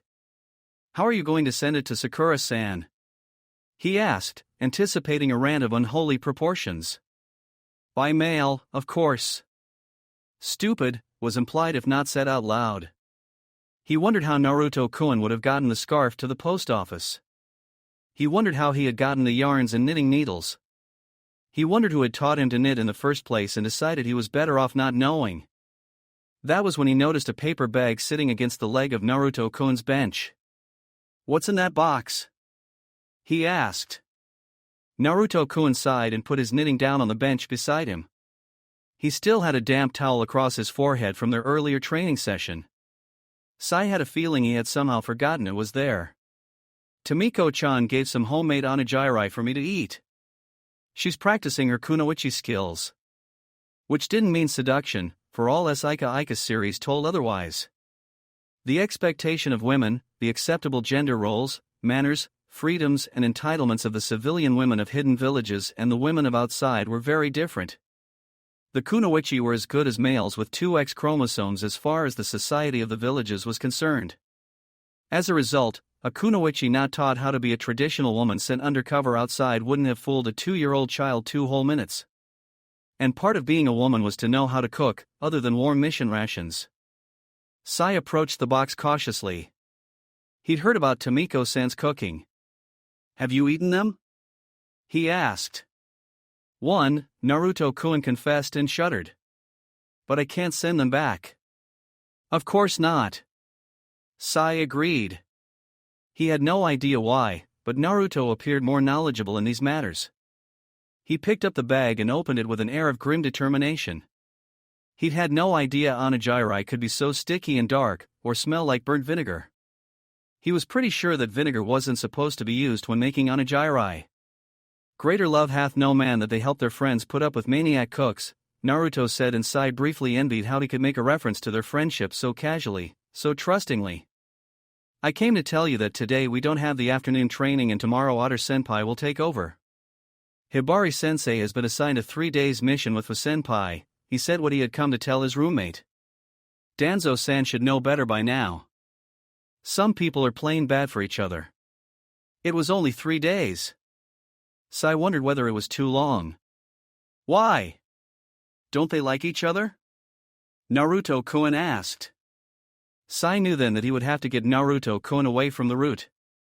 Of course he had known it all along, but that innocent question only highlighted how Naruto-kun still had no idea how badly he had been screwed over, and Sai wanted to keep things like that. I was almost like saving himself, in a way. It all came down to trust. It wouldn't pay to risk his life for Naruto and never get his money back. That is not the issue. Hibari-senpai and Fusenpai are in as friendly terms with each other as root nin ever are. It's simply that Hibari-senpai has issues, Fusenpai has similar issues, and when they spend prolonged time together they tend to set each other off. Human mind was a strange beast. Hibari-senpai could be sent to Iwa on a mission and it wouldn't make a dent to her armor. Fusenpai had executed many missions like Operation 137B, or Spinach Yogurt, without blinking, but together they would unravel each other's control. Fusenpai merely got maudlin, at least. Hibari-senpai would have an episode. For all Danzo-san prided himself for creating emotionless shinobi and kunoichi, Sai knew that wasn't possible. He could make them neglect their feelings, ignore their feelings, deny they ever existed in the first place, and all around make them totally incapable of recognizing and handling them, but they weren't quite nutty enough to not have any.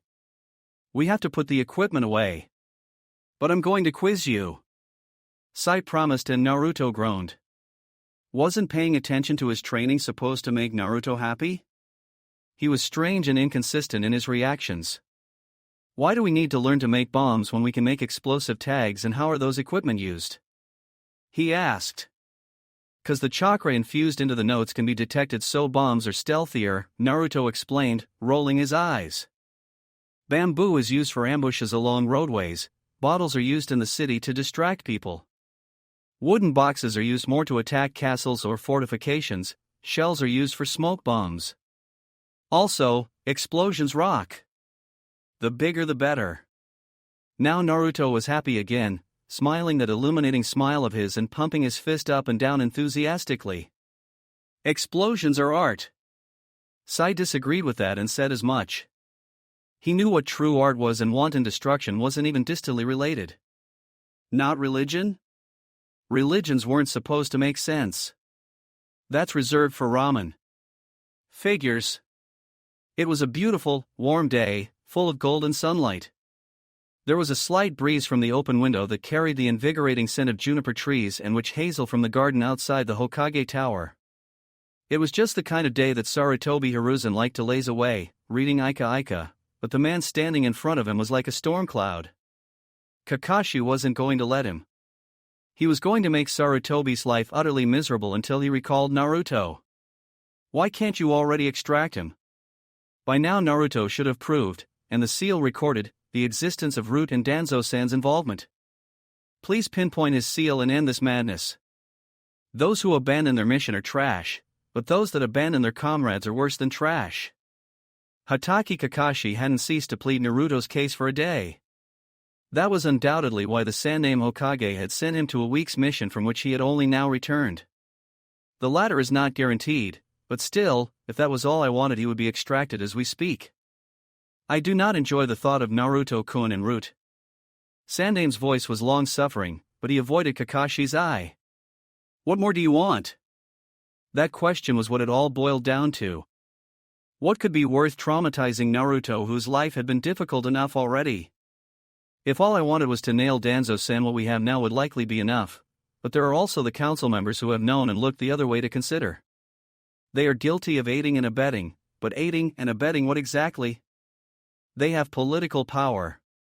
If all we can prosecute them for is hiding Root's existence, the sentence can hardly be more than dishonorable discharge from their position, as we don't want to cause a civil war.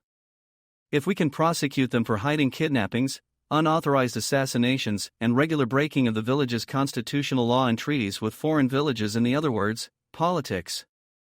For some reason Sandaime was staring a burn mark on his desk, beside Little Orange Book. It was telling of Kakashi's mood that he was gleeful to have interrupted the sacred moment of reading good porn. Worst of it was that he could see why Sandaime was doing this, even though he did not agree.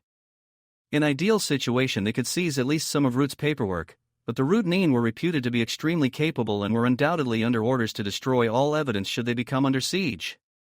He had to work with the assumption that what Naruto's surveillance seal recorded would be all hard evidence they could get.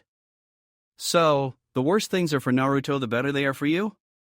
It wasn't that he wouldn't be happy to see Mito Kato Hamura and the harpy Utatane Koharu, Danzo's authoritarian flunkies and Sandaime's treacherous teammates, removed and given their just desserts, preferably along with several others.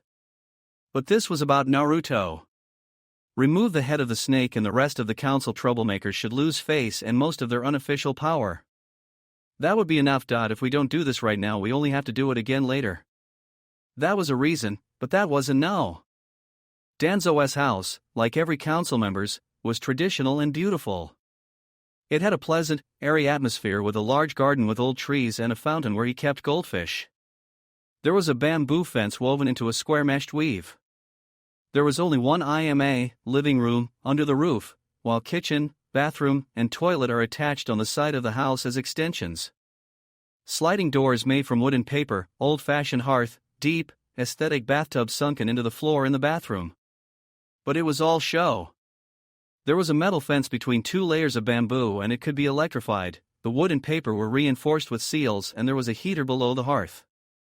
Danzo believed in tradition only as long as it didn't conflict with functionality.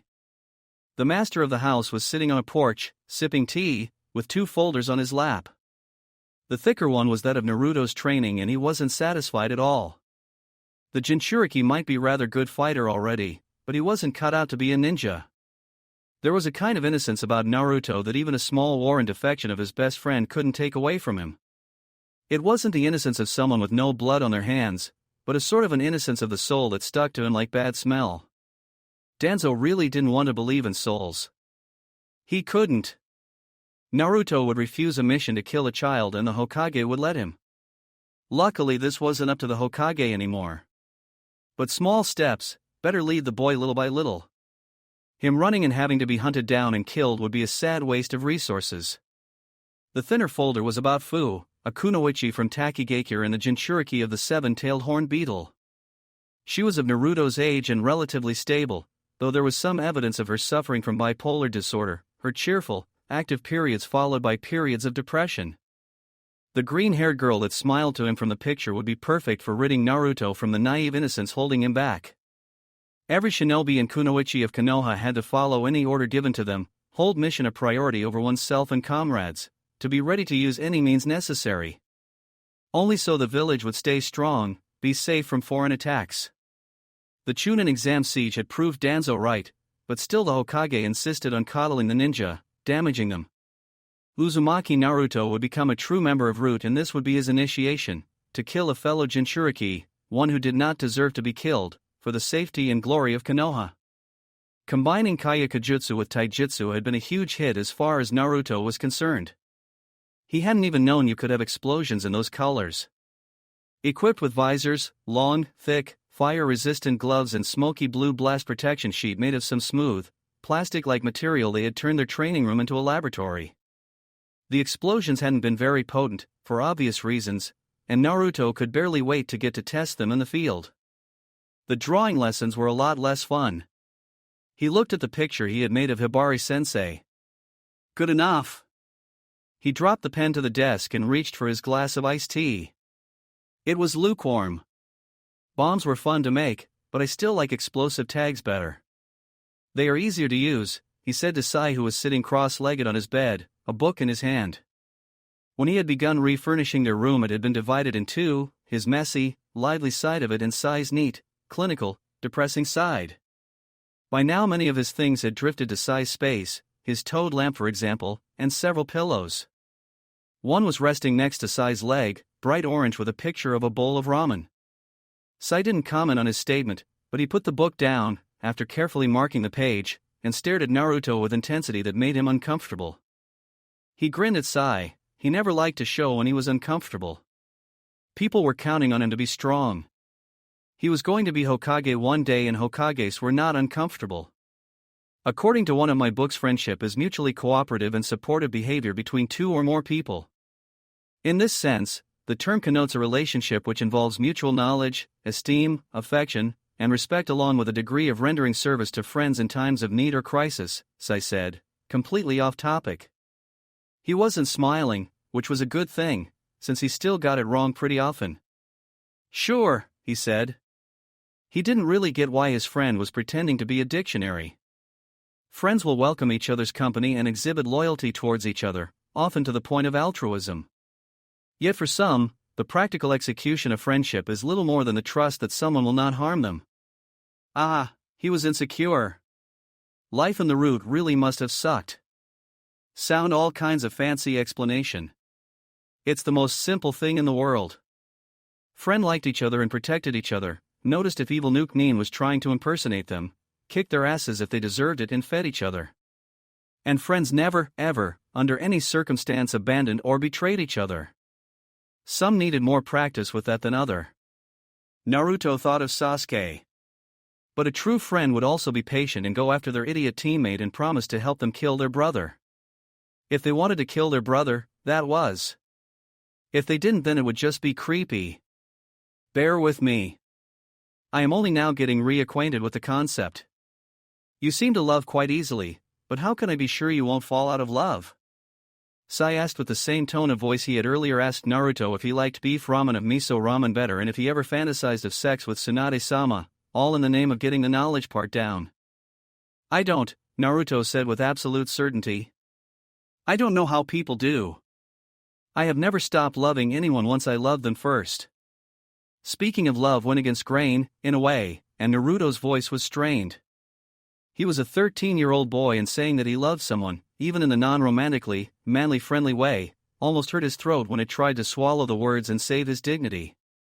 Maybe it was even because it was friendship love that needs not say its name. That was the way it was with Sasuke, but for all similarities they had, Sai was not Sasuke.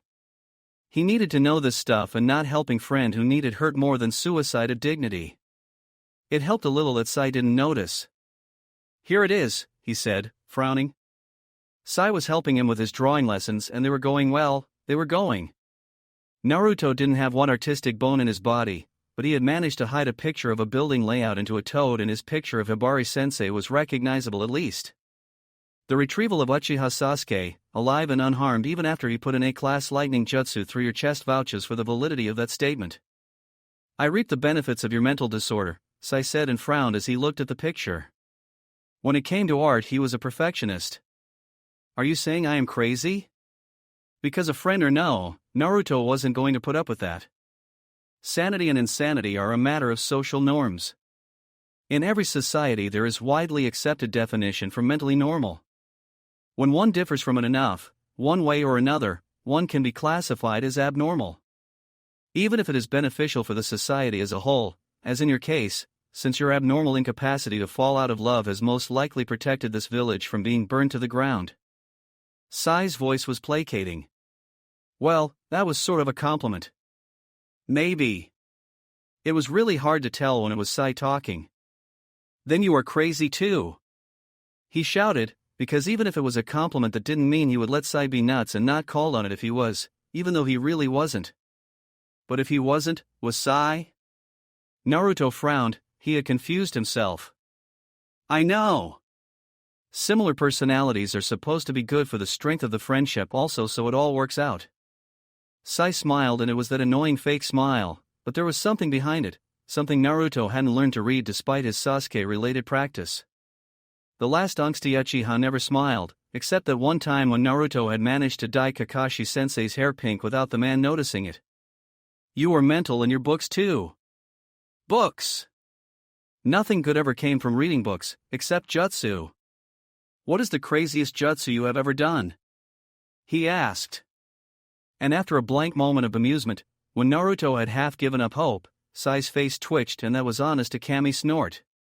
A soundless one, but a snort still. When we made tracks with Shin, Sai answered, the sad, tender feeling that was all too familiar to Naruto crossing his face. He was becoming downright expressive. Or maybe not. We would use Earth-type jutsu to create fake tracks, to make it look as if something weird had been walking down the road. I did monkey tracks and Shin did goats. That, Naruto decided, was a great idea. It would be so cool to distract enemy Nin like that, and all the kinds of funny footprints he could make too. He laughed out loud. I would make giant lizards. You have got to teach that to me. Just imagine what kind of pranks that could be used for. Even better than the pink hair dye. It was fun. It was fun, damn it, but Sai wasn't laughing. Now he looked blank again, and Naruto wondered if he had split personality or something, because mood swings like that just weren't normal. Unless you were a pregnant woman, and now the Sai in Naruto's head wore a maternity dress. And ballet flats made for pregnant swelling feet. Great. Naruto-kun. There is something you should know. And Sai struck his tongue out.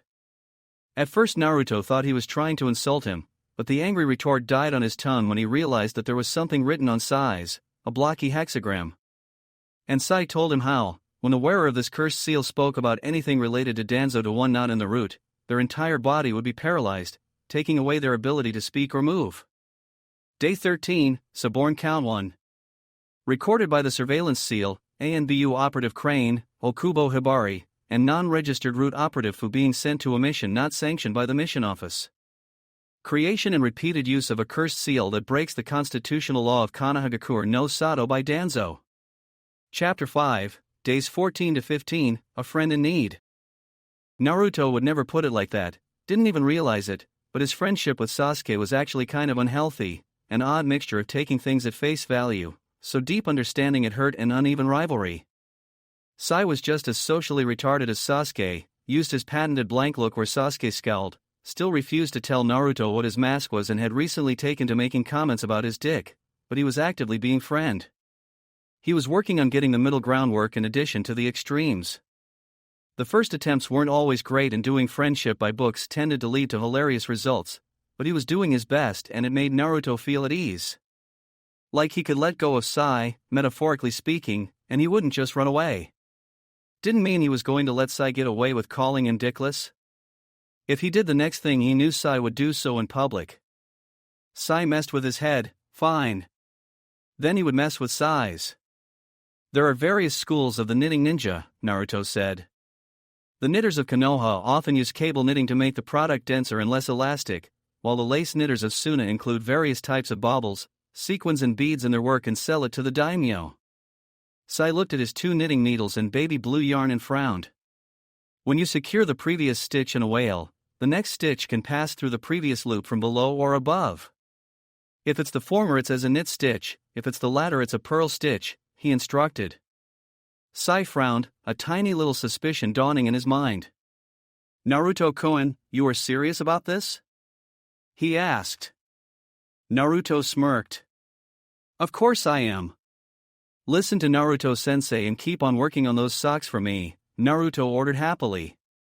The joy of being Naruto was that everybody thought he was too obvious to mess with their heads. But under that happy, he was glancing towards the door uneasily. Hibari-sensei had returned from her mission, and they were expecting her in the training room. Naruto was pretty worried for his sensei, even though he did his best to not show it. He wasn't sure what Sai had meant by episode, but the word made his stomach churn the same way when they had hauled practically paralyzed Kakashi-sensei to Tazunabaka's house, or when he had seen Sandaime standing against Orochimaru and realized there was a chance the old man just might lose. He didn't like Kakashi-sensei paralyzed or the Sandaime falling, and he didn't want his newest responsible adult having a mental meltdown. When do you think she will come? He asked, and that was when the door slid open with a thud and Hibari-sensei walked in, business as usual. She looked stern but not mad, and Naruto let out a sigh of relief. Of course she was all right. Naruto-san, Sai Kohai, she greeted them with a nod, stopping half a room away from them. This day's lesson has been cancelled. Please return to your quarters and no not leave without a permission from a superior officer. Her body language was flawlessly relaxed as she walked out of the room. Naruto gave Sai a hesitant look. "She isn't okay, is she?" he asked. No one had any business being that good at faking it. How was he supposed to know when to help people if they didn't show they needed it? He knew now, of course, but that wasn't the point. "I believe we should obey her," was Sai's answer, and before Naruto had a chance to say anything, a loud boom rocked the room. The cement floor shook, making Naruto do a quick jump to regain his footing, and angry echoes raced through the corridor loud enough to be heard through the heavy door. "Like fuck we will. Nobody gets left behind," he snarled. As he turned to run after Hibari-sensei, he saw Sai throw the needles and yarn to the floor. The corridor had been blocked by the explosion in the left, and when they tried to circle after Hibari-sensei, it was blocked by other root operatives, all without masks, looking cross between exasperated and tiny glint of something they probably didn't realize was pity. "You know," Sai whispered as he bodily dragged Naruto away from the nin blocking their way, "we are still small enough that we should fit into the vents." That was more than Naruto had expected in that moment. Just for being himself in there and putting up with him and Hibari-sensei, Naruto could have kissed Sai. Because lewd comments about his dick aside, now he needed help, and Sai came through for them so good, even though you have all the experience of a rock that was dropped on its head as a baby. "I adore you. Utterly. Thank you," Sai said. Obviously he didn't understand yet, but few understood the magnificence that was Uzumaki Naruto. And off they were to rescue Hibari-sensei from blowpipe-wielding Iryo nins. They were small enough to fit the vents, but only barely. It was a tight fit, especially around the shoulders. It was so dark even Kyuubi's sight was barely any use at all, and the vents were so confusing, but Naruto trusted his sense of smell. There were scents on skin and body's oils, heavy and earthly and unique, and among them one that had Naruto blindly crawl towards it, one that said Hibari and her favorite sword oil in pain. When Naruto first saw her, she was pacing like a caged animal. It was a testament to how distracted she was that she didn't even notice him spying on her from between the dusty metal sheets. Sai's supporting, trustworthy presence at his back, a backup, he kicked the grating down and dropped down to what turned out to be someone's, Hibari-sensei's, living quarters. Hibari-sensei drew his sword and turned around with one quick, but jerky movement and snarled at them when she saw who they were. "Didn't I tell you to stay away?" she asked, and gestured with her blade towards her door, which had been blocked by little white paper strips filled with black and red seals. "Those who abandon their teammates are worse than trash." "We would never," Naruto protested. Sai was moving nervously, but let him do the talking. "So you care for me?" Hibari-sensei's voice was dry and flat-out mean. She let her sword, a double-edged tipless tanto, drop to the floor with loud, metallic clanking. Then she grabbed first her left glove and then her right, dragging them off with jerky, angry movements. Her every muscle was tense in a way that screamed barely restrained violence to Naruto, and he felt his own body react, readying himself. But all Hibari-sensei did was to lift one hand and then push it to Naruto's face. It was a completely normal-looking hand, no skin disease, no scars, no nothing. If anything, it looked a lot softer than most kunoichi's hands, probably because of the glove that had protected it.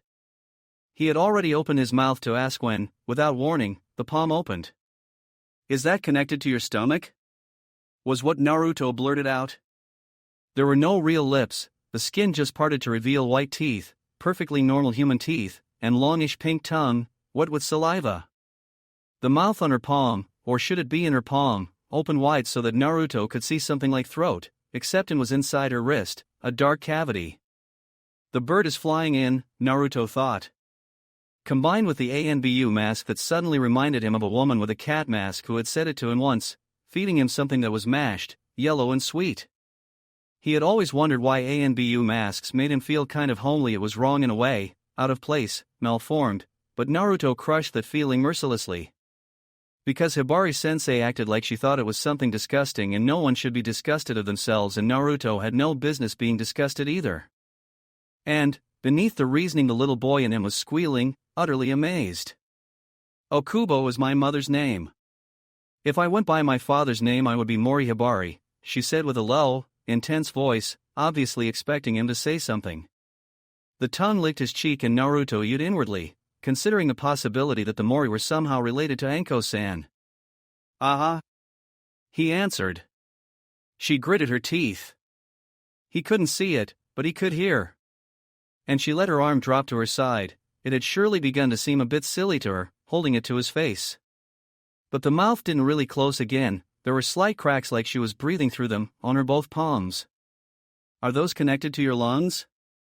He asked because Hibari-sensei hadn't hit him for it the last time.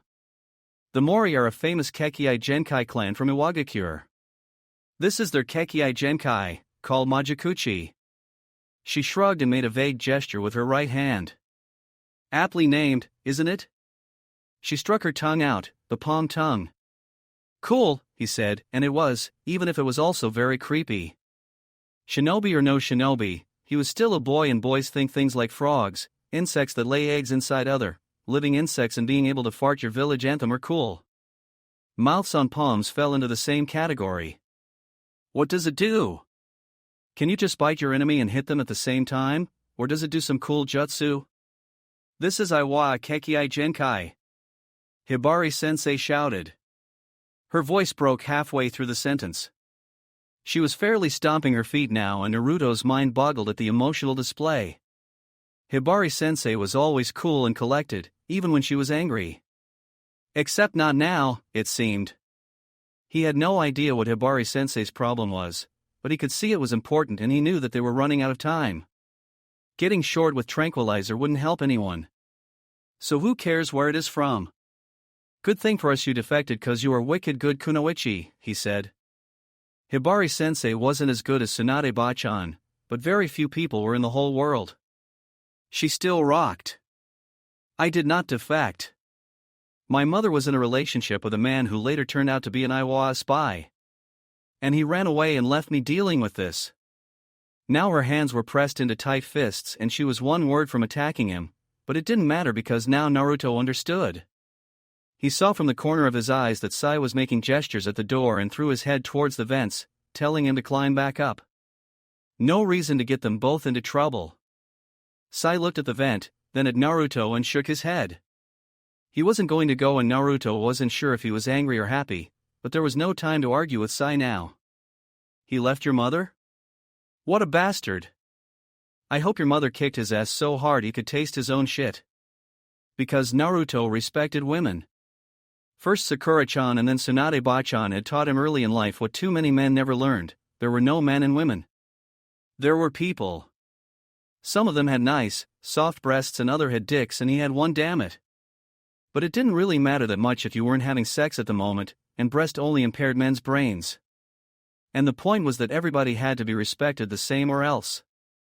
It wasn't fair that men could get away with things like that and women would be in trouble. My Kekei Genkai is from Iwa, she said very slowly, like trying to explain it to someone very slow-minded. Naruto honestly didn't see what there was left to understand beyond what she had already said. So, your father was a real bastard and a spy from Iwa, but at least you got cool abilities out of it?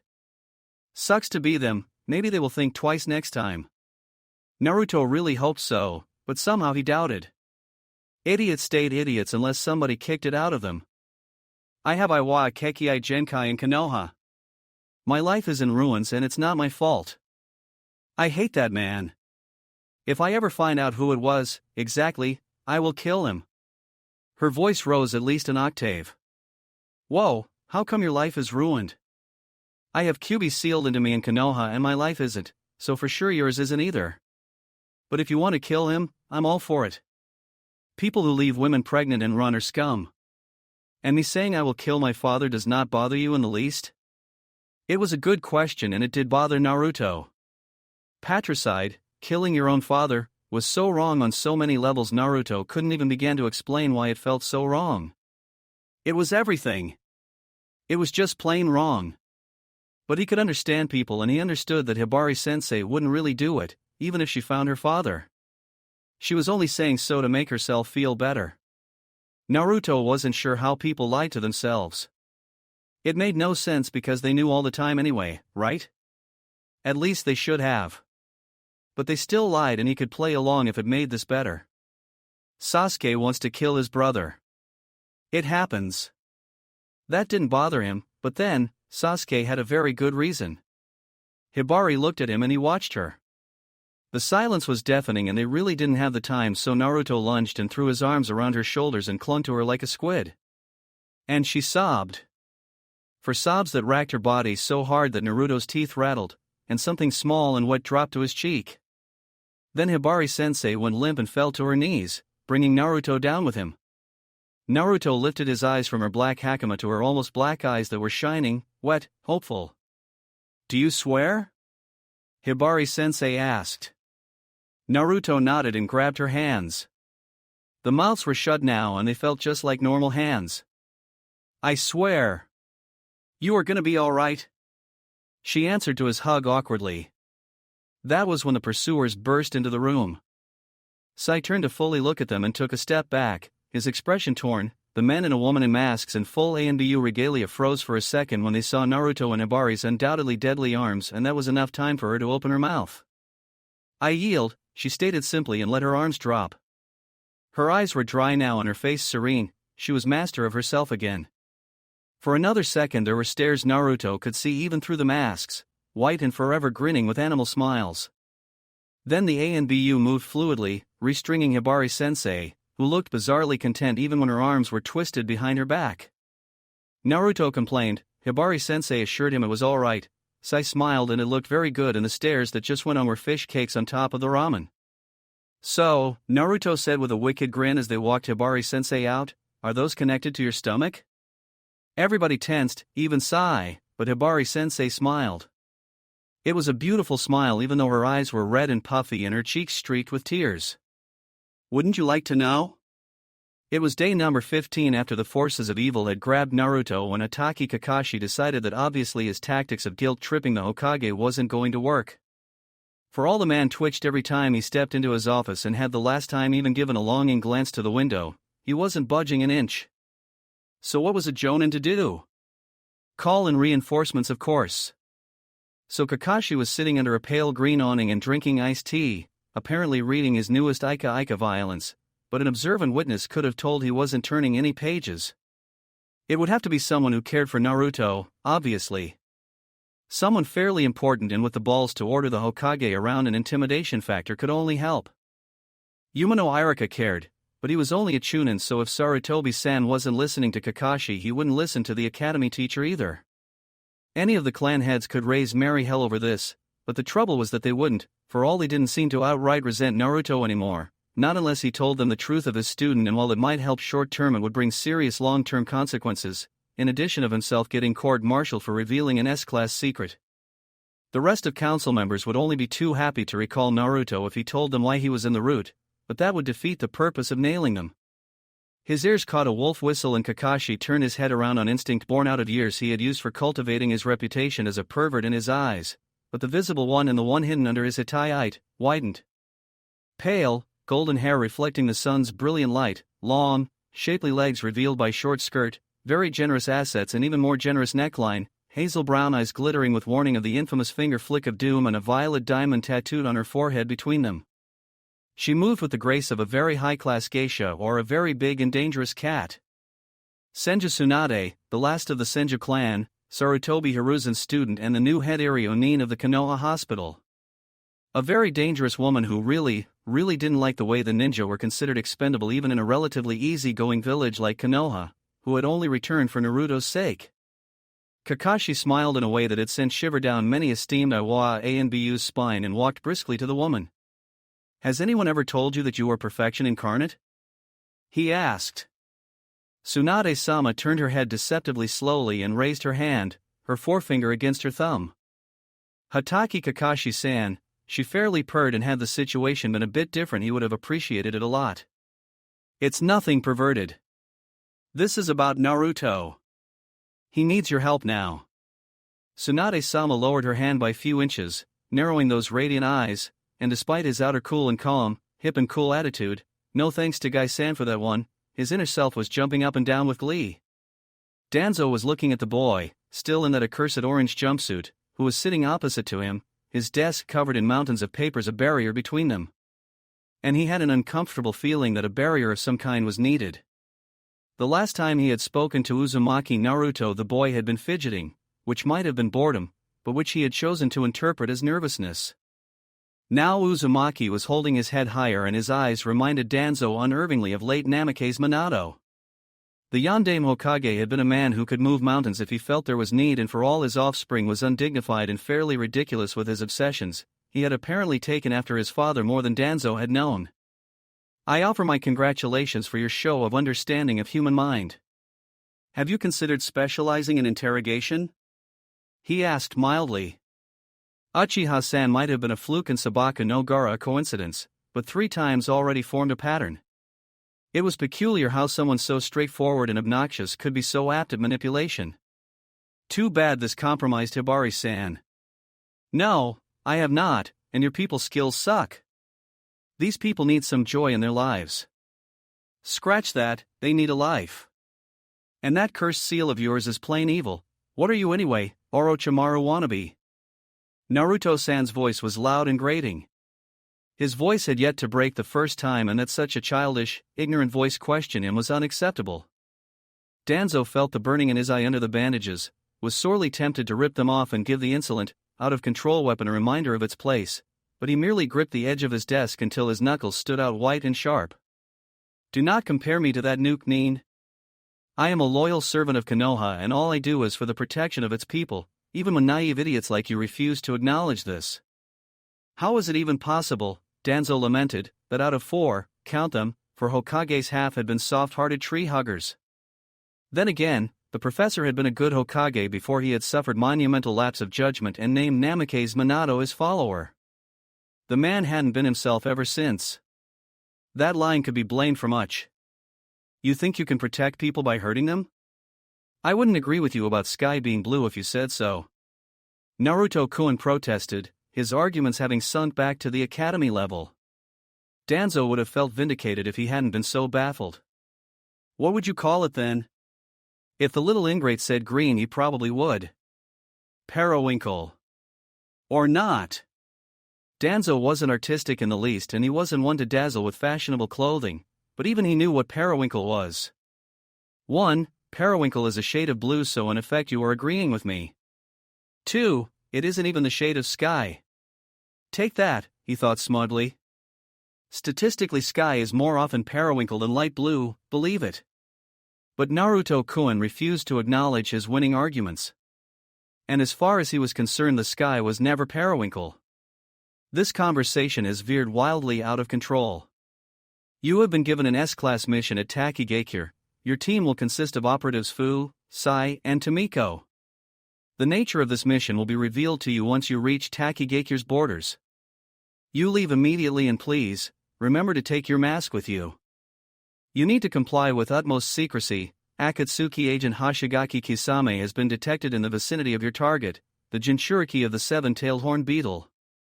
He would have Naruto whipped right when the insolent whelp returned from this mission. He would have the whelp now if it only didn't delay him from leaving and granting him a moment of peace.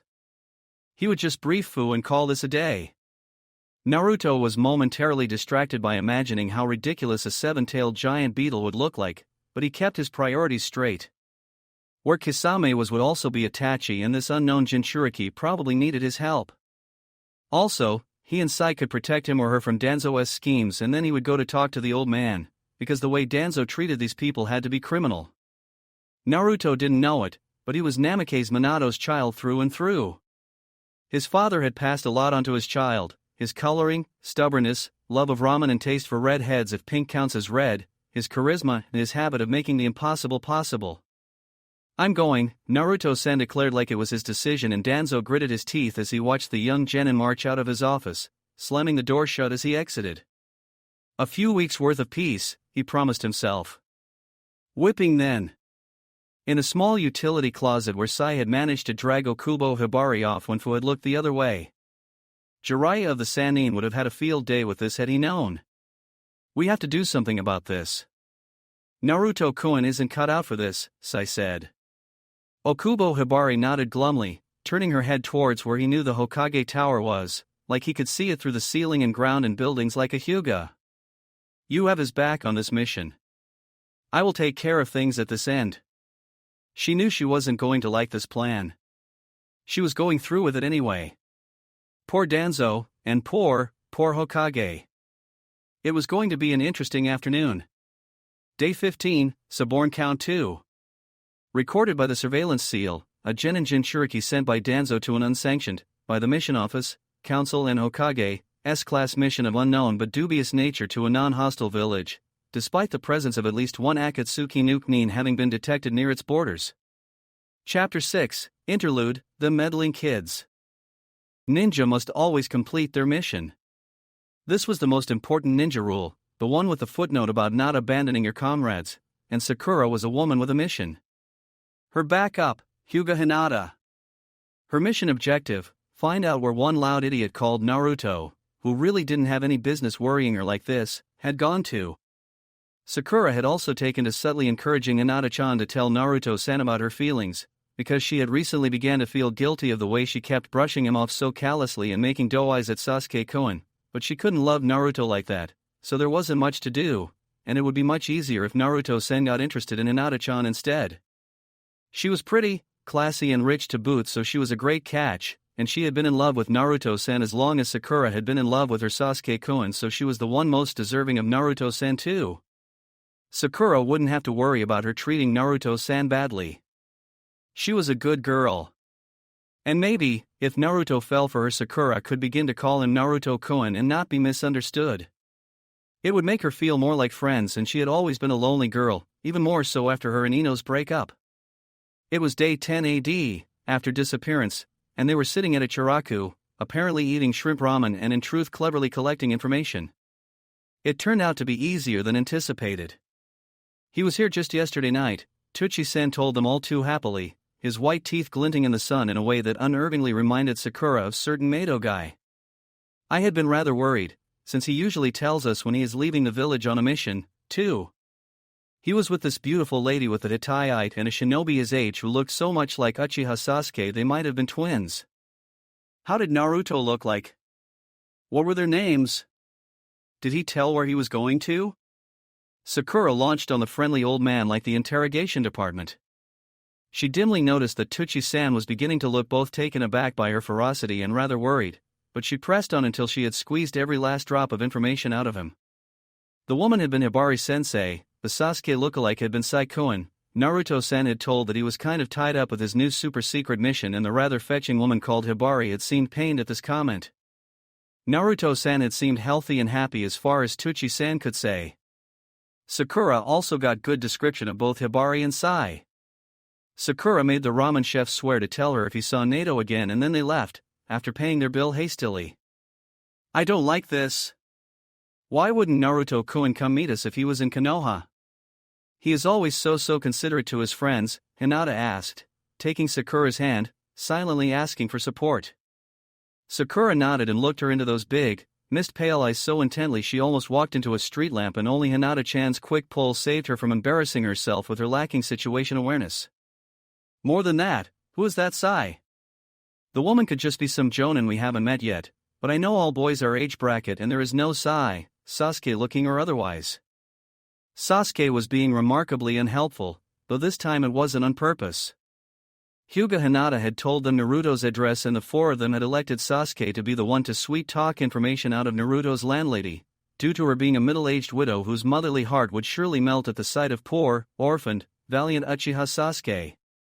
Sadly, Nita Akari had left the village to take care of her sick mother, who lived on a small farm some miles outside the Konoha forest's borders, and Sasuke was directed to her older cousin Nita Akane, who had promised to take care of the apartment building for her. And Nita Akane turned out to be one of those small-minded individuals who clung to their antipathy of Naruto by teeth and nail. She had also been all too happy to invite him to tea. To commiserate about that Uzumaki.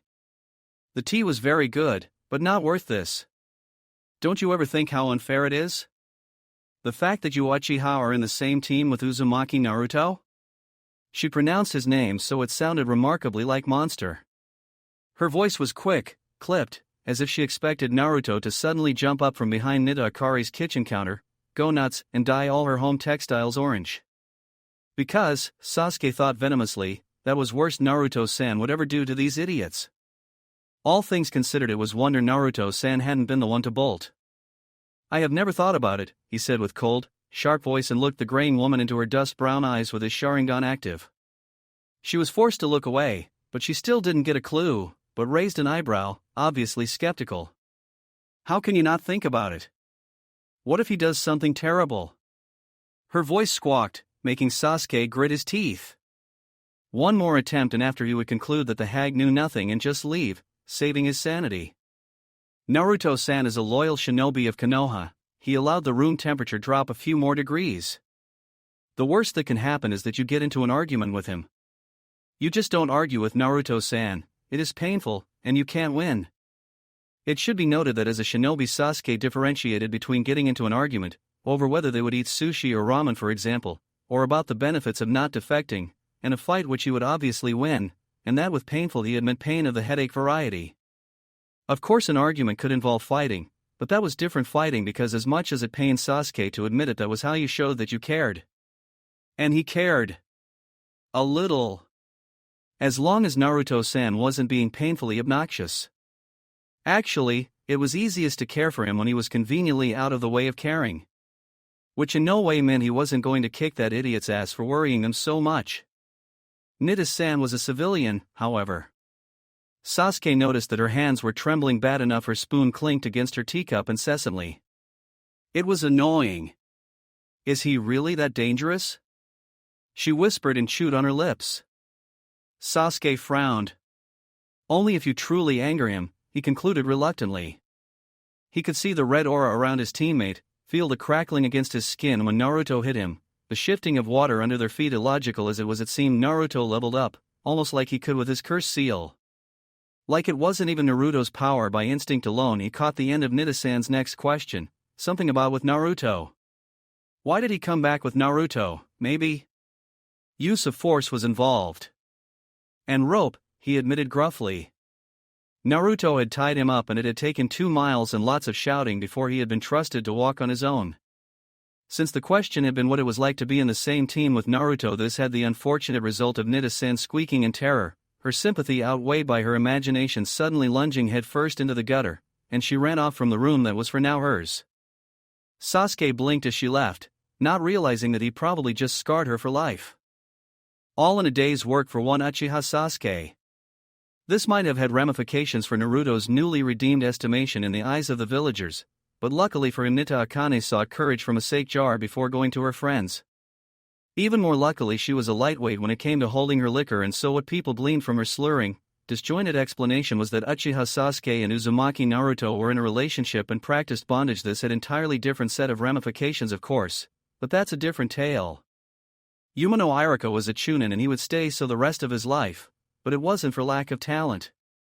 The truth was that Irika loved teaching and having Jonin teacher at the academy would be waste of resources, so he simply never applied for Jonin evaluation, and since he stayed in the village field promotion was highly unlikely.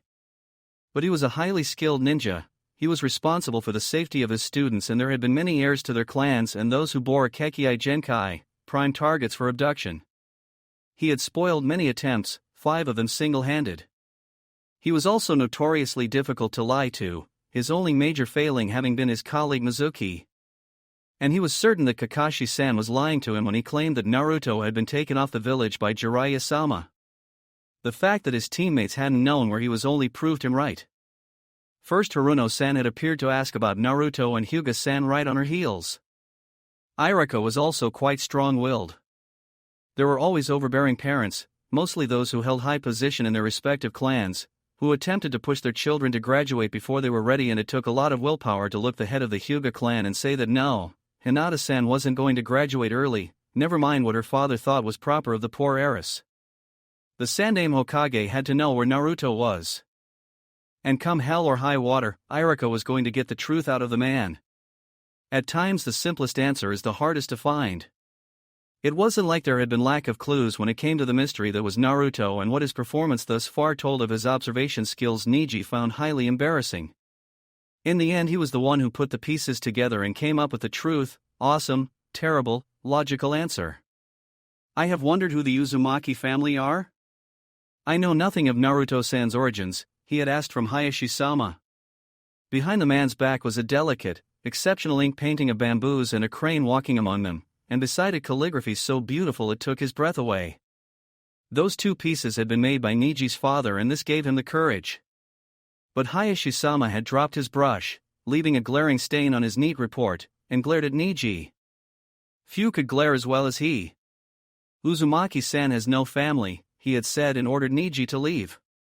And Niji had, but he hadn't left it at that, but sneaked into Yumano Irika's office and sneaked a peek into his records. He hadn't intended to sneak, but the teacher wasn't there and the chance had been too good to pass. Shinobi were supposed to be sneaky anyway, he told himself. Besides, he owed Naruto-san a huge debt, and he was reminded of it every time he looked shy, kind, sisterly Hinata Haim into the eyes, her loving, so painfully happy to be friends again eyes, and he was going to pay it back even if it took the rest of his life, starting now. Those files yielded no information on Naruto-san's parents, but his birth date was in his map. Naruto-san's birthday, they had found out from the records, was the exact same day of Kyuubi's attack, and that led his thought to circle a strange string of coincidences. The unexplained, undeserved hatred that almost all adults had displayed towards Naruto-san, which had only recently dwindled until only few stubbornly clung to their obnoxious disdain, while many looked rather sheepish and even guilty when Naruto-san's name was mentioned. How Naruto-san had shouted at the top of his lungs that he knew what Niji felt, knew what it was like to have your life screwed by a seal. His fast friendship with Gaara-san, despite the fact that he had attacked Konoha and threatened Naruto-san's precious teammates. Last but not the least, Gemabunta taking the form of a nine-tailed fox. Niji's heart had almost stopped from fright, until he had realized he saw through the fox to the toad within. Kitsunsuki, Niji whispered. Fox lunacy, an old term for a possession by a fox from the old folk tales. Jinchuriki. It was day number 15. Go support me on Patreon for more fan fiction that includes adult content as well. The link is in the description and like everywhere on my channel. Thank you for your views, likes, subscriptions, and overall support of my ongoing efforts to bring great content to all of you.